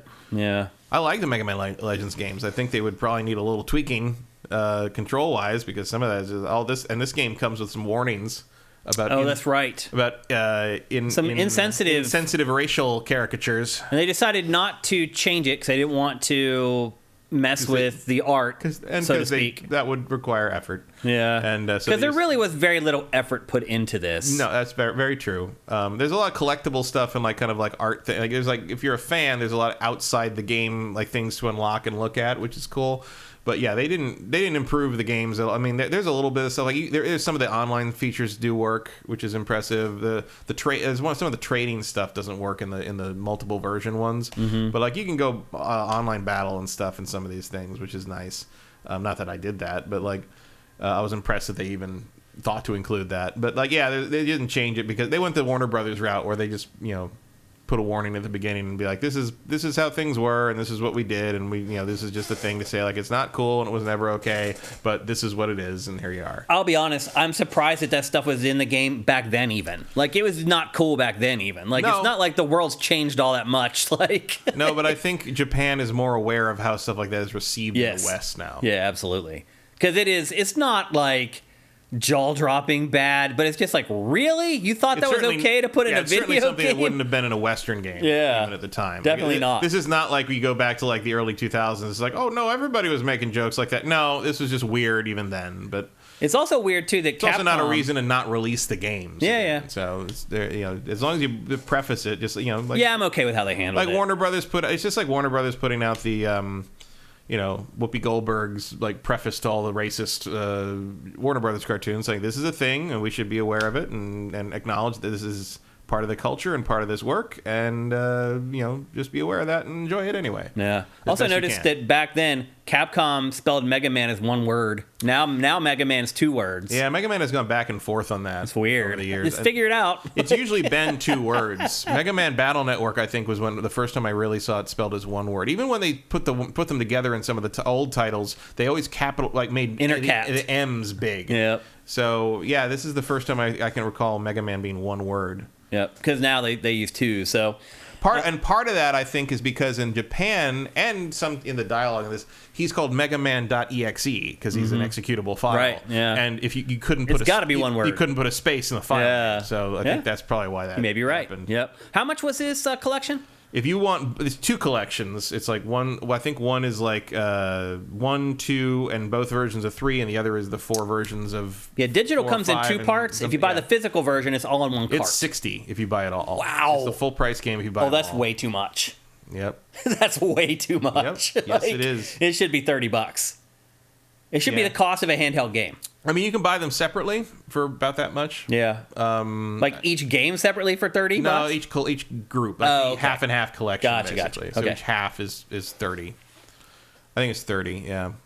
Should have said wallet deleted there instead of deleted. That's insane to charge $60 for this. Like, look, I get it. There are people like us who will be nostalgic for this, but not $60 worth of nostalgia. Like, no, I was too old for these when they came out in the first place, so I don't know how much level of nostalgia is on there. But also, I imagine anyone who's super nostalgic for these games has already got them on their PC. Right. You know what I mean? You know what I mean? Wink, wink, nudge, nudge. But it's fine. Like sure. Like why not? Like at least they put everything in there. I mean, Vincent is saying you're getting a ton of game here. Yeah, so what? Yeah, you're getting a ton of the same game like 10 times, really. I mean, like literally these games, like they made them every year. They were just mixing and matching and throwing everything into a blender. I mean, it's a fine collection. It is they all work fine. They look pretty, even with the filter turned off, which I turned off after like 30 I would have turned it off immediately. Yeah, it looks fine. Like on the big TV, it's still fun to play. Am I going to play all 6 of them? No. I mean, Will you go back and play them at all? I'll probably finish my game of 3. I Yeah. like 3. These games are what, like 16 hours, 18 hours, if I Yeah, remember? not too long. It's 16, 20 if you do everything, I guess. Probably a long. If you want to collect everything of every permutation, you can probably play this for. I mean, one of the guides I looked up was like, oh, you should come out of this first area with like 220 hit points and having bought all these different chips, and to earn all the money to do that, you're going to need to grind for 4 hours. And I'm like, no, Nope, we're not doing that's that. not happening, bruh. It's definitely not happening. Yeah. Yeah, I mean, I have some nostalgia for these games. Definitely not $60. If you're a hardcore fan, if you played these when you were 12, if you love these games, if they were your childhood, yeah, sure, go for it. But otherwise, you know what this is. Yeah, you'll be able to find that collection, like the physical version of it, in probably 8 months for like $30. Mm-hmm. Probably around Christmas, I guess. You'll probably get it for $30-$40. Yeah, it's still probably cheaper than buying physical copies of the Game Boy versions. Are they worth money? All Game Boy Advance games are worth money. Really? Yeah. Oh, Especially if they're sealed. that's good. Well, I don't have many sealed ones. Not so much if they're loose, but if you got them in the box, even like I'm sure if you want a sealed copy of Battle Network 3, like let's find out. Yeah, let's do it right here live on GameFace and see what these are worth. Good work, phone. Marga Man. That's Mega Man Battle Network 3 sealed.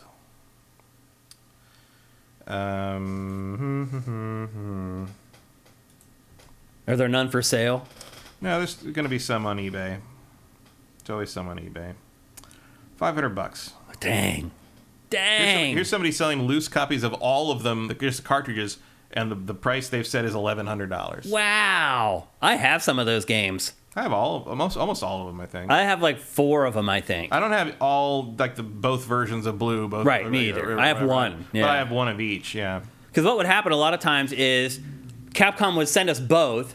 I'd send one out for review to our reviewer, and then I'd keep the other one to play. So I never had both of them. There you go. That's lowest price, $495 for a sealed box copy. Wow. I mean, you can get a loose cartridge for $20. Dang, what a difference! That's crazy. Well, because you're after either collectors or people just want to play it. Yeah, that's 2 different things. What about complete in box but opened? 'Cause that's what I have. About $25. There you go. That's freaking hilarious. So basically, the collectors want a shelf full of sealed games. Yeah, I mean, so if I could fake the shrink wrap, because the other thing too, shrink that sucker. You got to. Because the GBA's games, like the shrink wrap on those games, were crap. They were. Like you should be able to fake that no problem and get away with it. Like, I mean, I have a sealed copy of Fire Red that I forgot I had and just never opened. Yeah, and that thing's worth a ridiculous amount of money. Really? Because people love that. I should start going through my GBA collection. I have a big GBA collection. I was the GameCube and GBA editor at GameSpot, so I got everything, at least for like a couple years there, kind of in the height of the GBA era. So I have a pretty nice collection of GBA carts. But anyway. And as for the people asking, yeah, those are completed prices. Like, those are prices somebody paid. Someone's bidding those? Reason. Yeah. I mean, I'm not saying it makes any sense. I'm just saying. Just don't shoot the messenger. Yeah, so there you go. That's Mega Man Battle Network Legacy Collection. We're saying it's a pretty good collection, but way overpriced. Yeah, just be aware of what you're getting. You know what this is. If it's either worth it to you or it's not. Yep. Frankly. And it doesn't matter what we say, honestly. You know already. Okay, let's move on. We're going to talk next about a game that Matt has been playing this week, and we're going to try to talk about it in a less amount of time that it takes to complete it. And that game is TRON Identity. Mm-mm. What? You skipped something. Did I? Oh, I did. A game that I played. I'm pretty sure that's not the lower third for TRON. No, it's not. Although those light cycles can get pretty dangerous. Actually, we're going to talk about a game that I have been playing this week and the game that I was hinting at earlier with a building mechanic. And that game is called Meet Your Maker. Meet Your Maker right now is, and I'll tell you why, because I don't have the B-roll in here. That's the problem. Meet Your Maker is, let me get the B-roll up here so you can see it.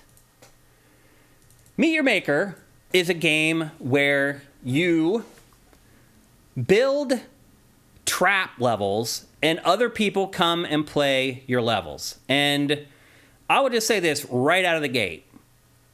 What you're seeing right now is nothing like what the game plays like.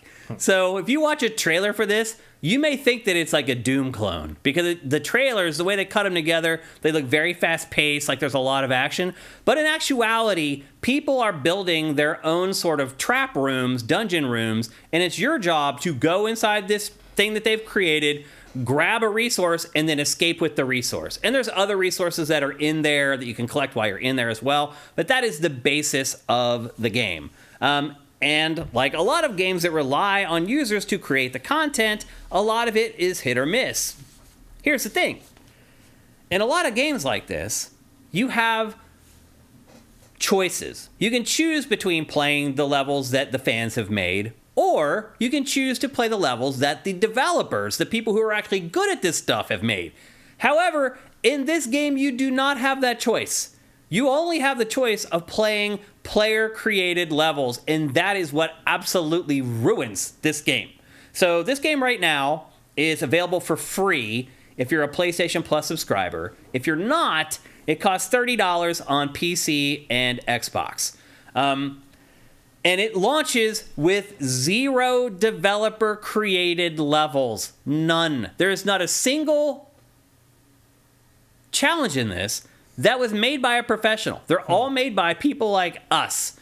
And so the other problem with it is that as people die in the levels that you create, you gain stats. So the more people die in your level, the more your level is then bubbled up in the search results for people to play. So you're incentivizing the creators to make the rooms as unfair as possible. Because all they're shooting for, unless they're just a good person, all they're shooting for is to make you die as much as possible. So if you watch the trailers for this game, it seems like a Doom-style shooter where you're circle strafing and you're taking on all these. That's not what playing this game is like at all. Instead, you're tiptoeing in through each room, afraid to step on a tile because it could send arrows flying at you. Or it could be some other trap that's going to kill you instantly. And what this game is an exercise in trial and error. You go in. Most people, at least I do first time, I try to run in there and just get through it because you'll set off like 4 traps that way. And that'll tell you, okay, there's a trap here, there's a trap here. And then that's when you start creeping through the levels because you're like, okay, I know there's a trap here. How do I avoid this trap? How do I set off this trap? Also in the mix is this little droid that goes into each room first and is there as a pathfinder to show you how to get to the place where the resource is that you need to grab and escape with it. The catch, though, is that you can trigger things that kill the robot. So then you have no idea how to get to the place you need to go. So part of the strategy here is not just keeping yourself alive, it's also keeping the robot alive. So the robot a lot of times will walk ahead of you. So you have to be careful about triggering traps because they could also kill the robot. And that just becomes more trial and error. Like, oh, the robot is going to walk down this really long hallway. So I can't peek my head around this corner because it will trigger the arrows that will kill the robot. So it just becomes this learning process of trial and error. It's also very bare bones out of the gate. This is made by the studio that made Dead by Daylight, by the way, Behavior Interactive, not a surprise. You can see some of the elements in here. There's no story in the game at all. There's like this wasteland, and you're looking for genetic material that you need to collect to find a cure for a disease that's like wiping out humanity. And that's it. There's no cinematics in the game. There's no story in the game. There's no voiceover. You get basically teleported to these areas where you take on these rooms, and then you get teleported back to this room where you can use the resources that you've collected to upgrade your abilities, upgrade your weapons. But there's just not much to upgrade. There's hardly anything ultimately in the game. There's 2 playable characters. There's just 2 guns, 2 swords, 2 different types of raiders, only 4 different enemy types, and only 7 different trap types. So not only do you get tired of playing the game because it's the same elements recycled over and over, all the rooms look pretty much the same as far as like the tiles and the art style because they have few things to choose from. And it just becomes repetitive very, very quickly. Now, don't get me wrong, there's a certain type of player out there who will like a game like this, where it's like you fail, and then you try over again. You fail, and you try over again. And you get a little bit further into the room each time as you learn where each trap is. Or something goofy will happen, and you'll die just stupidly because you took one step in the wrong direction. Or you fell off a stair, and you landed on a pressure plate that set off a trap. This is more entertaining as a montage in a movie. It kind of is, yeah. And like cutting together the B-roll it's sort of like this. having to live through the actual like event of Mario learning the obstacle course in the movie. Yep, seriously. So like cutting the B-roll for this, like when I first start trying a room, I show the whole process where you start running up into the room, getting into the, and then each subsequent retry, I cut more of the front off of it because at that point the viewer gets it. Yeah, you have to start back out here and you have to run all the way back down this ramp to get back to the room, blah, blah, blah. And you're right, like you can't play the game that way is the problem, though. Like, you can't skip, like, the parts that you've already got past. That might be a mechanic that would make this game way better, actually, is being able to just teleport back to the place that you got to inside the room instead of having to go through all the same traps all over again. But I found the game to be very, very repetitive, very bare bones. The other thing I found, too, is that all the levels that you play are created by other players, and the game does a bad job of deciding what tier they should be in. So there's like normal, hard, and like impossible or whatever. Like playing through normal, like I play one that was like ridiculously easy, and the next one was impossible. And they're both in the normal category. So the game's not doing a good job of it. In honesty, this game could have learned a lot from Super Mario Maker. That's really what this is. This is like an M-rated Super Mario Maker that's in first-person 3D instead of being a 2D platformer. And with literally like 1/50th of the tools and the options to actually build stuff with. Maybe even less than that, honestly. Maybe like 1/100th of the tools that you have. So this is a platform that they're hoping to launch and then build upon. And they are saying that eventually they will release levels that they built themselves. But, dude, you launched the game with at least like 20 of them. Like, if you expect a player to use your interface and create levels for this in 5 or 10 minutes, why aren't you creating them in 5 or 10 minutes? It's absurd. At least Mario Maker had a campaign. Yeah. Like, it feels like they had an idea and like, well, you know what? The best part is we can just build this tool and people can just start playing it and they can do all the heavy lifting and the hard work, and we'll just sit back and count how many times people die on their levels, and that'll be enough to keep them happy. Like, it wasn't enough to keep me happy. I'll just put it to you that way. Like, it's a fine art. Like, figuring out how difficult to make something. It's not easy to do that. It is something that developers get paid for a reason. And they're asking Joe Blows like you and I, who never built games in our lives, to handle that. Like, you are in full control of how difficult it is. And the other thing, too, is like, when you have users making the levels, there's just all kinds of dumb crap in them. Like, you'll go into one of these buildings, and you'll go all the way down this path to just find it goes to a dead end. Because whoever built it was like, crap, screw it. Like, I'm not going to go back and rebuild that, even though... And you end up running to the end of this thing, dodging a bunch of traps for nothing. And you have to go back, like... There's just all these... Or they thought that was funny. What? Or they thought that was funny. Well, they think it's funny because they're torturing you. Right. And they get rewarded for how many times you die. So, yeah, they're incentivizing people to make crappy levels. That's really what it comes down to. I don't know. Like, as you know, if you watch GameFace enough, right there, by the way, was where I got caught at a dead end. And I just decided, in cutting the B-roll, I'm like, I'm just going to cut there.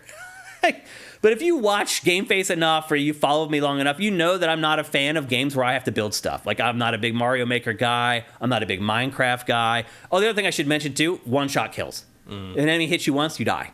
There's no health or anything like that. There's no chance of, like, barely getting hit and surviving. Like, you just get hit once, you die. Whether it's by a trap or by an enemy, it's all one-hit kills. So, again, you can see, now here I am again at the same spot. All right, well, he killed me last time. Now what do I do to keep him from killing me? I'm going to bait him. Oh, I bait him. There he is. Now I killed. Like, it's this process that you just go through with every room in these buildings that you're going into. And it just, to me, it just became incredibly annoying. I would much prefer to play a series of stages built by the developers. Because the other thing that does, Matt, is it teaches you how to build a good stage.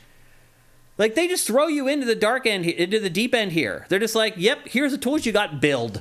They don't tell you best practices, and you can't build right away either. They do force you to play a good bit of the game before the building interface opens up, assuming that's what they're trying to do, is like, okay, get familiar with the tools. But what you really need to get familiar with is the level design and how to make a good stage that's interesting to play and not just frustrating. Well, see, you can see there, a shot from behind. There's no way to avoid that. Like, you're just going to die.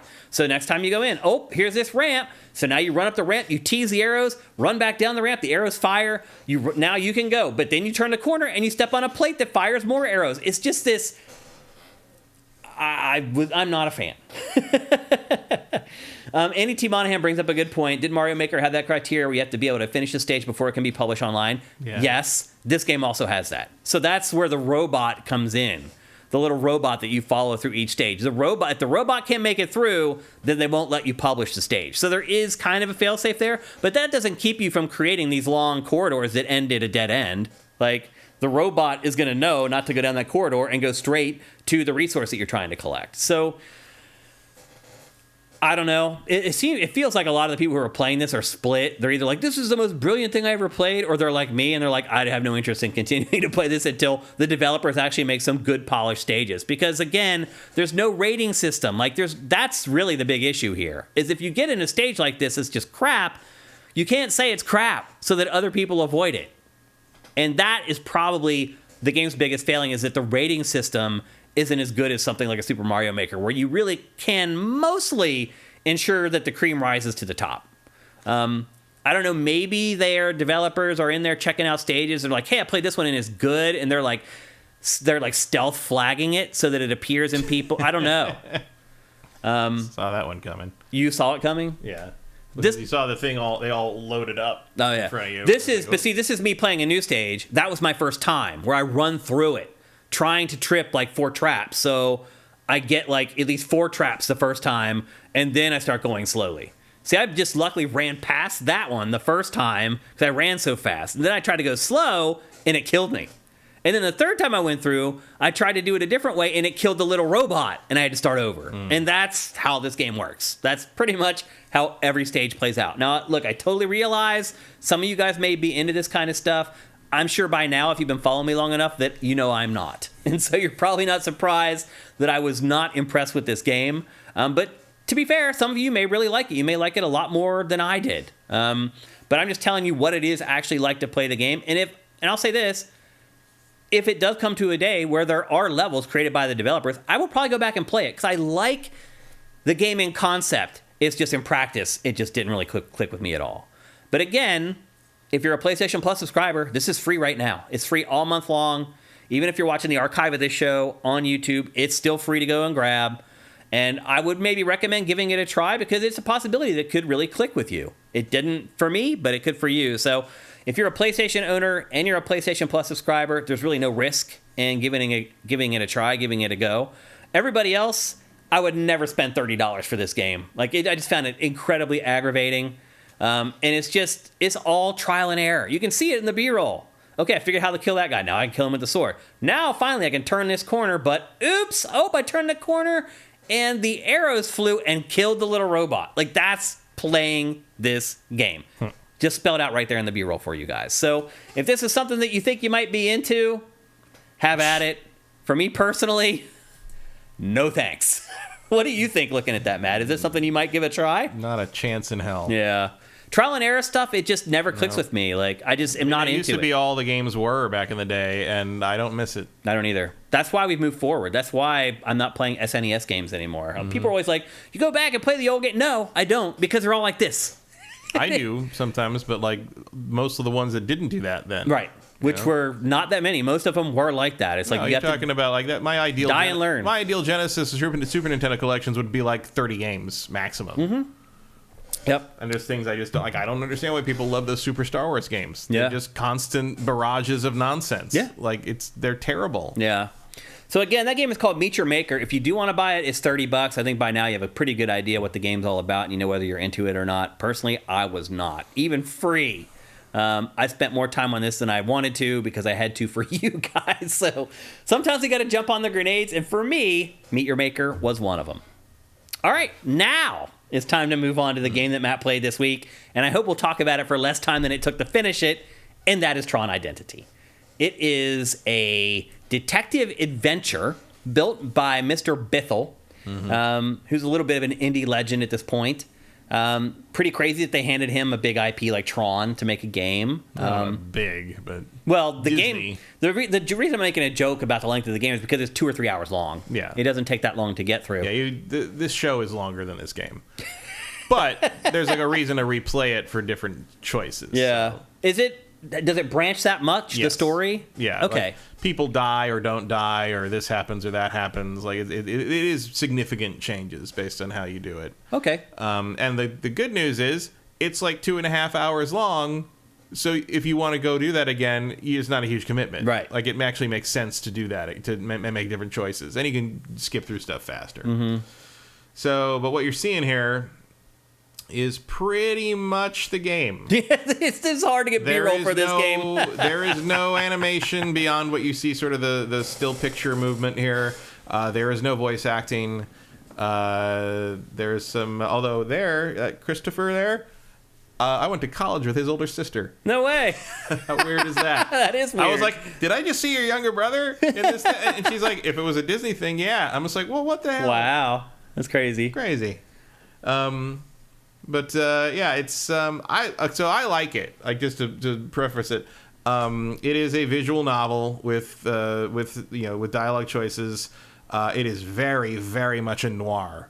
It is a noir detective yarn, and I mean yarn. Like, yarn is the only fucking word for this. It does seem pretty long-winded. There's a lot of writing in this, for sure. Oh, it's a cold night in the city. Nothing new there. Pull your coat. I mean, Yeah. it is just Sam Spade in a computer. It's and I like that. I think it's really cool. Like, it's a cool take on the Tron world.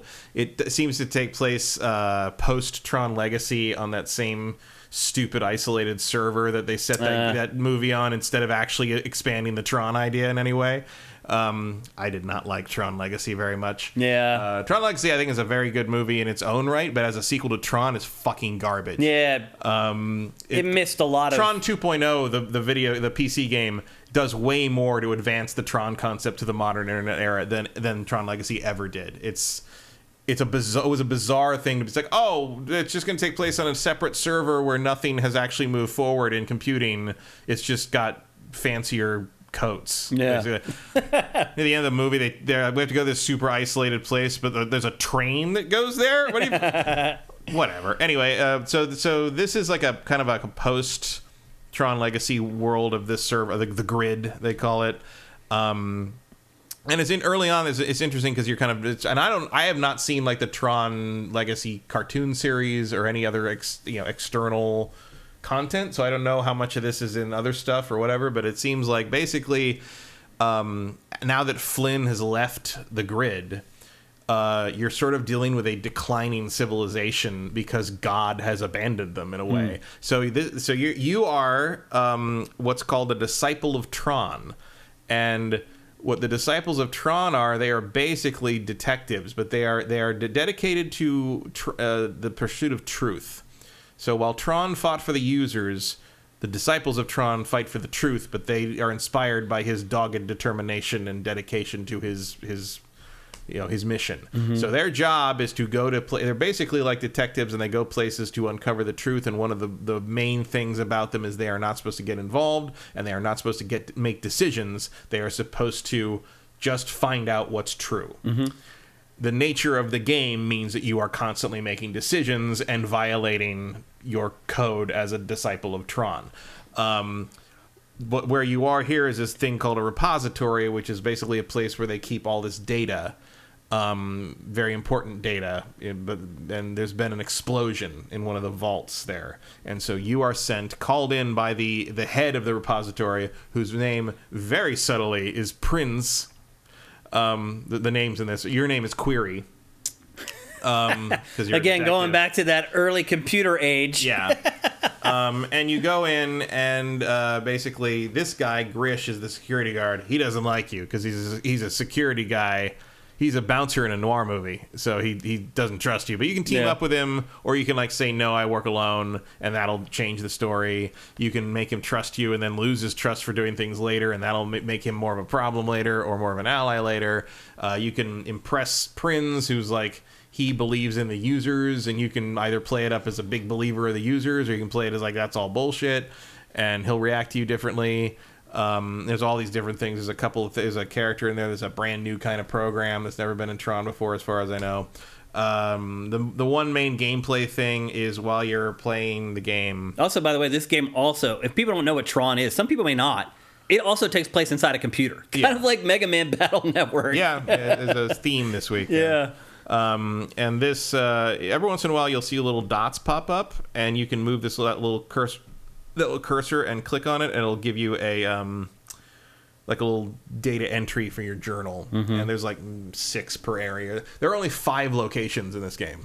Yeah, it appears that there's one puzzle that keeps repeating throughout the game. One of the things the Disciples of Tron can do is they can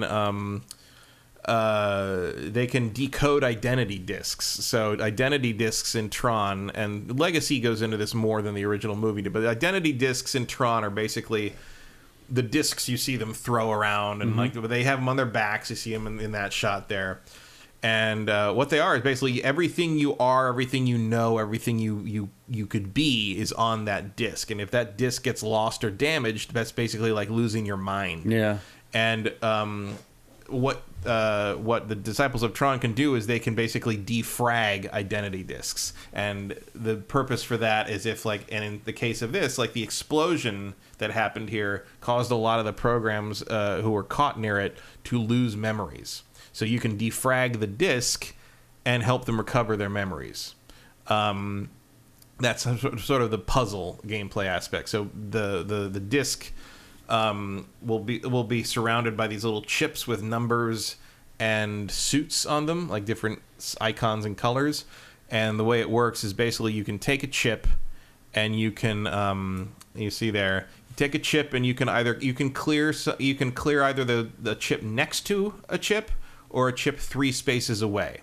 And to clear something, it has to either be the same color, which is the same suit, like all the dots with the orange or the triangles with the yellow, or the same number. And there are little things where, like, you'll get little things thrown in where, like, some later on there'll be like ones that, like, if a countdown, if you don't clear these certain chips by, within the next certain turns, they're going to multiply and fill the grid up again. And so what you're trying to do is lower the number of chips to whatever the target is, which is under the Sifted logo, but it's usually 2 or 3. So you're trying to lower it down, and then you have a little unlock thing up there, clear 8 cards, so that gets weirder and more esoteric. That unlocks disc colors, so you can use different colors of discs in the puzzles. And once you're done with the game, you can actually go to, it's called endless mode, and that is just endless puzzles of this variation. And then there's a daily puzzle they put up every day. So that's sort of your ostensible, like, ongoing play value after you finish the story. But this is the only. Is this the only puzzle in the game? The only puzzle style? This is the only puzzle. Did he do that with another one of his games?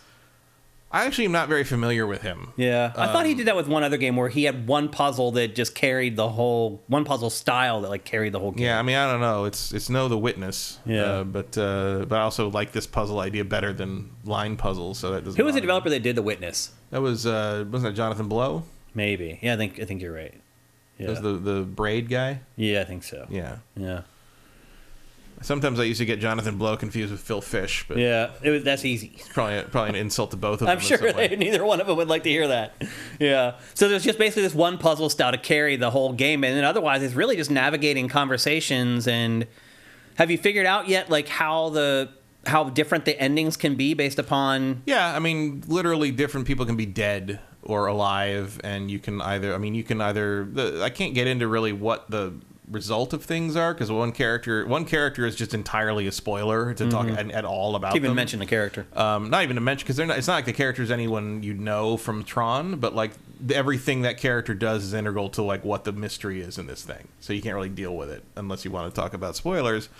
But like, yeah, there's like things where like different characters will die or live or be there or not be there, and you can choose to either basically escape with this or never get out. It's like there are substantial differences, and it almost feels like this is setting something up in terms of like what they are doing another Tron movie, and Tron is continuing as an IP, but it sounds like they're going to leave this server behind. which is good because it was a cop-out. Nah. But there's this world on here, and the world has basically been abandoned and forgotten by Flynn, and they're sort of dealing with the outcome of that, and that is sort of what this story is about in a way. How much was this game? 15. That seems about right. Yeah, like I don't mind. Like 10 would be better, Yeah. but like I'm not unhappy with 15. It's the music's great. Like the visual style is obviously The music really is cool. amazing. Yeah, obviously you guys can't hear it, but the music in this is incredible. I mean, Tron's music is amazing. Tron's always period. a great music, Yeah. no matter what. But like this definitely keeps that tradition up. Yep. It's not, it's pretty easy to like to go back and replay. And it's it's short enough that you can remember all what you did, and at the very end of the game you can actually review every single choice you made, so you can like kind of I think every adventure game should do that. It Yeah. gives you choice. but it's not as like intimidating as like if you complete Detroit Become Human, and like you just get presented with this giant web of all these, and you're just like, I didn't even like you to begin with, I'm not going back through all this shit, especially considering how long the load times are. Yeah. But it's a very manageable, choice-driven, outcome-driven visual novel, like choose your own adventure thing, and I thought it was pretty good. Platforms are interesting. PC, Mac, and Switch. Yeah, I think this is coming to everything. Yeah, eventually it will, But I'm this sure. is where they're starting. Yeah. But if you want to play it now, those are the only options that you have. So if you're an Xbox or PlayStation guy or girl, you're going to have to wait until it comes. My guess, too, is that, porting this over to other platforms probably won't be all that difficult. So my guess is by the end of the year, you'll probably be able to get it on other platforms. And it's fun. And it's a take on the Tron universe we haven't seen. Like the noir aspect like actually really works. Yeah. And it's weird how like the electronic music in this, it does feel like Tron, but it also sounds like Tron doing Blade Runner a little bit. Like there's it's a little moodier and darker. It's got a darker tone to it that more or less works. I agree. I think the music in this is great. Yeah. I was really impressed by it. So $15, PC, Mac, and Switch. You say get it? I say go for it. If you like Tron, or if you just like kind of noir... Because it's not like you have other options for Tron. There's not a lot of Tron, not a lot of noir choose your own adventures out there. I don't think you necessarily need to know too much about Tron. I mean, it probably helps if you've seen Tron Legacy. Yeah. But the only real direct references to the old movies is in his office. If you go back up when he's not there and look at all he has a collection of user memorabilia. Which is like Flynn's jacket and like video game boxes and a little video game system and stuff like that. A Tron action figure, and like he like looks at, he's like, "Oh, what is it?" And I'm sitting here like, "How did that get in a computer?" I guess Flynn would program them in and bring them with him, basically, because he was in there for so long. But so that's a little weird, but like other than that, like it mentions there's some like references to old Flynn stuff, I guess Jeff Bridges' character in the movies and stuff. But like other than that, it's a pretty self-contained story, and a lot of the information, as far as I know, not being a huge expert on modern Tron lore, but as far as I know, most of it was new. Okay. Like, in terms of like what they're doing here, so Sounds like self-contained too. Like it's not going to carry over into the other stuff. they could safely ignore this if they don't want to involve it. Seems at all. like they played it safe. Yeah, I'm hoping they move on from this version of Tron in the future. Anyway, it's too bad that Jared Leto's involved with it, but like at the very least, I'd like to. I mean, I think Tron 2.0 is more compelling, where the way it kind of incorporated viruses and internet and email, and it incorporated how computers are involved in our lives. Yeah. And Tron Legacy didn't do that at all. Tron Legacy could have taken place in 1983. Like there's no. Yeah, you're right. It's no incorporation of modern computing culture or computer technology or anything. And in fact, in this, if you go look at at his, like there's a book on the shelf there. If you go look at the book, it's basically it's a how to run your computer efficiently thing, and the guy like kind of pieces together from context of reading it, because it's a real world manual for how to like run an NCOM computer. And at one point he realizes that it implies, the way it's written implies that users all have their own computers, and he finds that horrifying because it basically confirms a multiverse to him, Oh, right. and I'm like, That's yeah, funny. that's pretty crazy, but it's like that's more insightful in terms of the computer metaphor than anything in Tron Legacy all by itself, and that's a shame. No, you're right. They got away from it, without a doubt. So there you go. That's Tron Identity, PC, Mac, and Switch. $15. If you're an Xbox or PlayStation user, probably coming out before the end of the year. And with that, it's time, people, for whoop.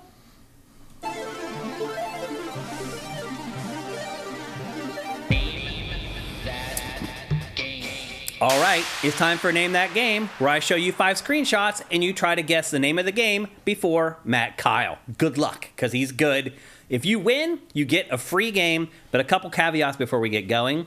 One, if you're not a PC player and you can't foresee yourself giving the code to somebody else who is a PC player, please do not play, because all the codes are for PC, and if you can't do anything with the code, just don't play and take it from somebody else who can. Now, I'm not saying if you have someone who's, you have a friend who's a PC gamer, you can totally win and totally give it to them. It's your code. You can do whatever you want with it. But if you don't think you're going to use the code at all, please don't play.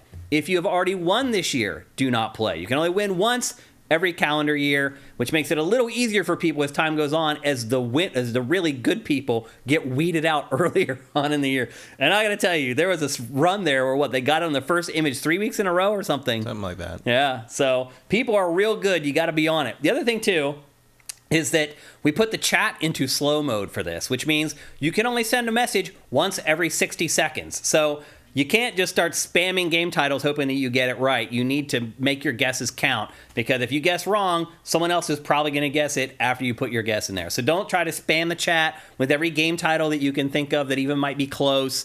That is not a winning strategy. And with that, I think we're ready to get going. Here's Emperor Dread, 8 months till I can guess Body Harvest again, because he actually won. And the crappy part is you didn't win when it was Body Harvest. And now the really crappy part is I'm going to have to wait till next year to do Body Harvest. There's no way I'm going to use Body Harvest until you at least have a chance of winning. I'll put it to you that way. Yeah, that would be cruel. It would be. So anyway, here we go. Again, we have 5 screenshots. They get progressively more obvious as we go. The first couple, I try to hope that you guys don't guess it, but you guys still do because you're awesome. But I try to make it hard to guess on the first couple images, and then it becomes easier or more obvious as we go. So here is the first image.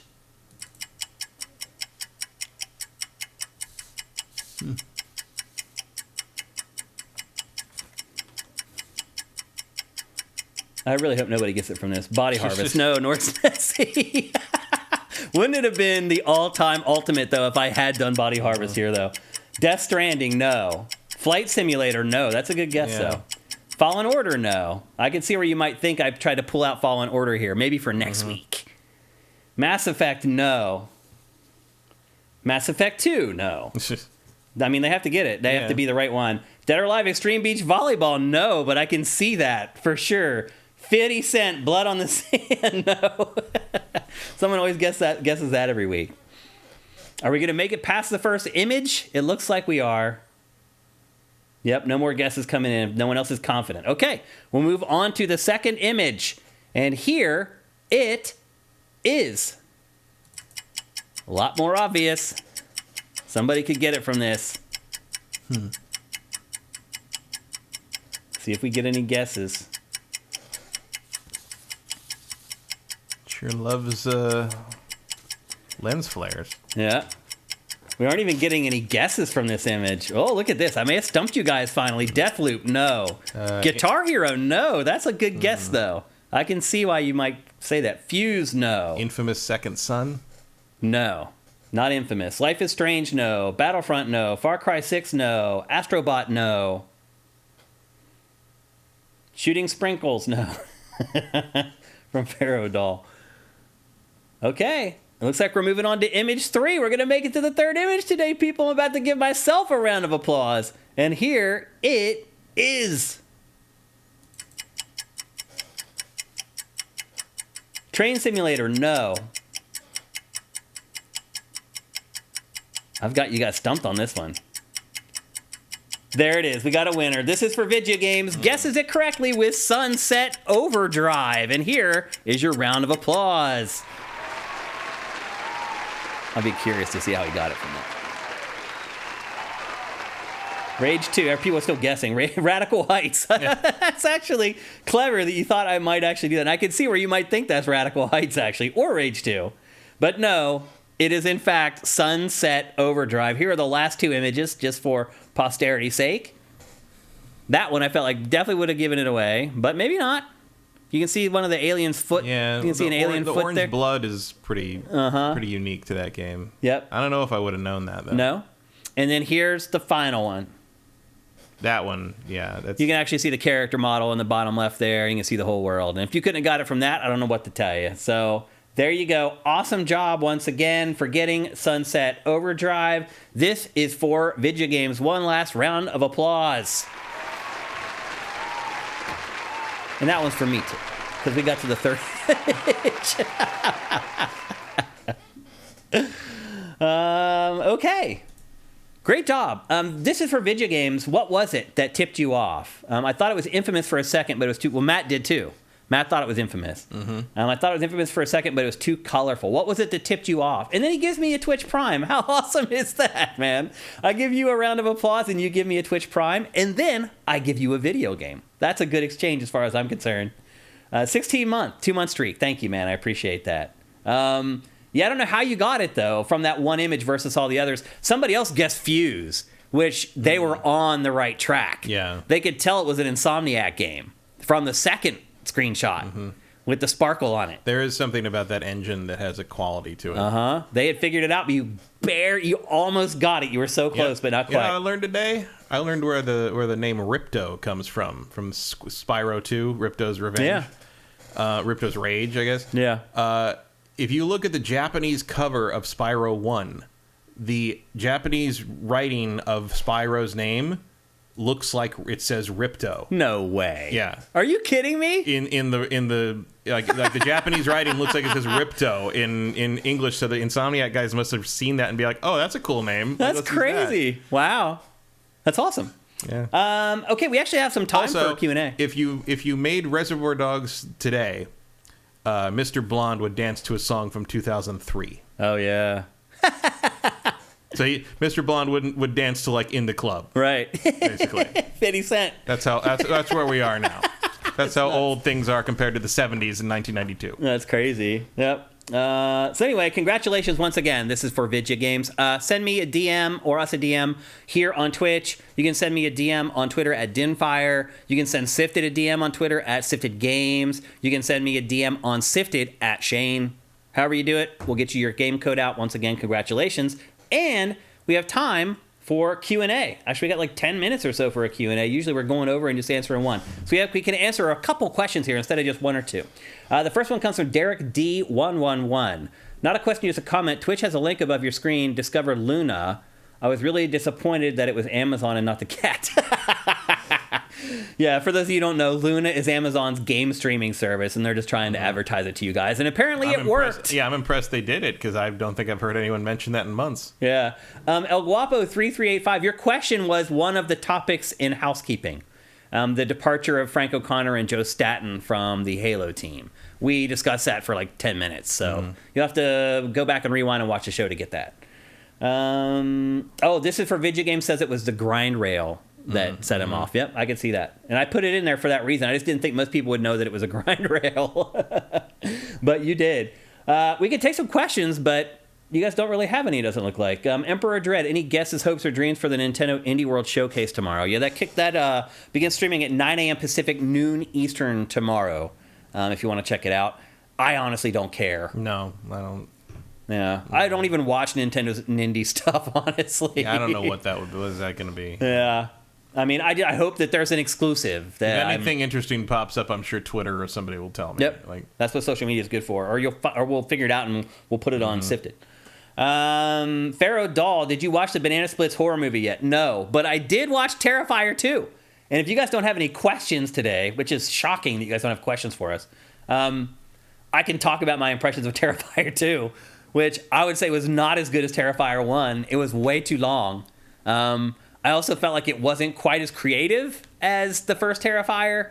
As far as like the kills are concerned, there's the one notorious, I'm sure everybody knows, I'm guessing the most notorious scene from Terrifier 2 is the bedroom scene, and it is horrific and awful, but there's also like a corny element to Terrifier 2 that I did not really feel was in Terrifier 1. Like, obviously he's a clown and he's a mime and a mute, and there's that kind of comedic element, and it was more of like a juxtaposition in the first game. In this one, it's more like corny. Like, there's almost like gags in the movie. Like, for example, he'll do terrible things. Like, he'll create a wound and then he'll literally pour salt in the wound or acid or whatever. But then there's these moments where the camera like zooms in on the jar so you can read that it says salt, or you can read that it says like acid on it. Like, I felt it jumped the shark a little bit in the second one. Again, I felt like it dragged on too long. It was like 2.5 hours long of the most gory movie you've ever watched. Like, I felt like it was a little overdone. I think I like Terrifier 1 better. I also like the kind of, I don't even know, maybe it was intentional. The first Terrifier was made to look like it was shot on like almost like on a VHS camera that gave it kind of that 70s horror feel. I feel like that's lost in the second one. It's way too slick. And then the end of the movie, it just goes insane. Like, horror movies and comedies, I think we talked about it last week, it's very hard for them to wrap it up in a satisfying way. And they just completely just lost their minds at the end of Terrifier 2. Like, there's a walkway in the basement that he kicks a girl into, and she ends up in hell in this, like, tube of water where there's, like, a tentacle trying to pull her down, and she's watching these horrible things. It's insane. It really is insane. I think as a movie, Terrifier 2 is better. I think the practical effects are a little better in Terrifier 2. Still amazing. They're amazing in both movies. Like, that guy, like, he should be doing practical effects, like, for big budget movies instead of making his own, in all honesty. And I would not recommend either one of these movies to people who are squeamish. Like, if you watch commercial horror movies and they bother you, do not think about watching either one of these. They are way too much for you. I'm just telling you that right now. I'm still trying to figure out if Terrifier 2 is the goriest movie I've ever watched. It's tough, but probably. It probably is. But again, there's a lot of downtime. There's a lot of needless character development. They develop these characters for no reason. It's like, I don't know. It was okay. But I think I like the first one better. Minority Games, what other Star Wars game is coming out that you're excited for? None. None. Yeah, I don't know None that are announced. I mean, I think there's going to be some coming that are going to be good, but as far as like the stuff that's announced right now, like David Cage Star Wars game, no. If it even exists in the end. Yeah. Hunters doesn't look very interesting.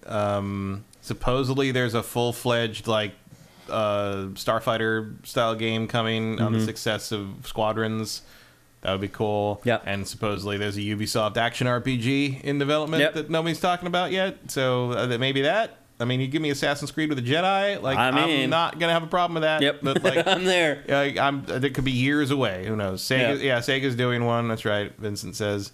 But we don't know anything. Yeah, we just know that they're working on them, and we have no details. So, as of what we know about, no, but I think there will be good stuff coming. Yeah, and we'll see if the KOTOR remake still exists somewhere. All right. I mean, supposedly they handed that off to something, but that's years away at this point.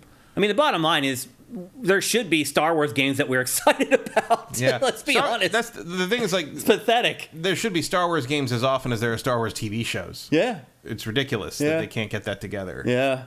Yep.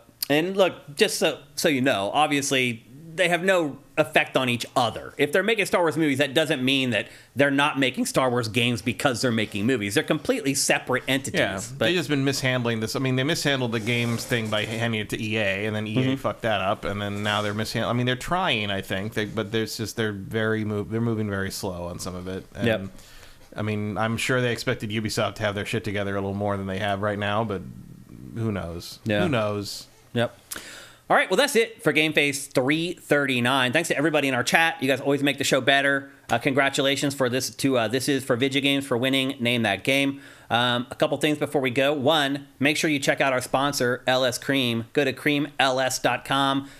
Use the store locator there to buy buku bottles of the best liquor you're going to find anywhere. Again, it is made by a gamer. It is made by a sifter. Support your fellow gamers. Support your fellow sifters. Support your local gunfighter.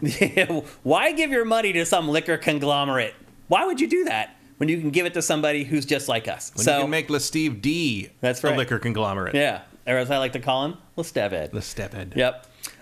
We are going to have a banger of an episode next week. There's going to be like 4 big games in next week's episode. Like, I need to run out of here so I can start playing all the games that I need to play for next week's episode. It is going to be awesome. We'll be back here as usual Tuesday at 1 p.m. Pacific, 4 p.m. Eastern at twitch.tv/SiftedGames. Before we go, I can't leave without putting out the call for a little bit of help here. If you want to support us, head to patreon.com/sifted. That's SIFTD without the E. You can pledge whatever you want per month, $1, $5, $100, whatever. But for just $4 a month, you get all our content early. In the case of Pachter Factory, you get it a week early. GameFace, you get like 4 days early. Those are way longer exclusivity periods than most Patreons. Our Patreon is also generally lower than every other gaming Patreon.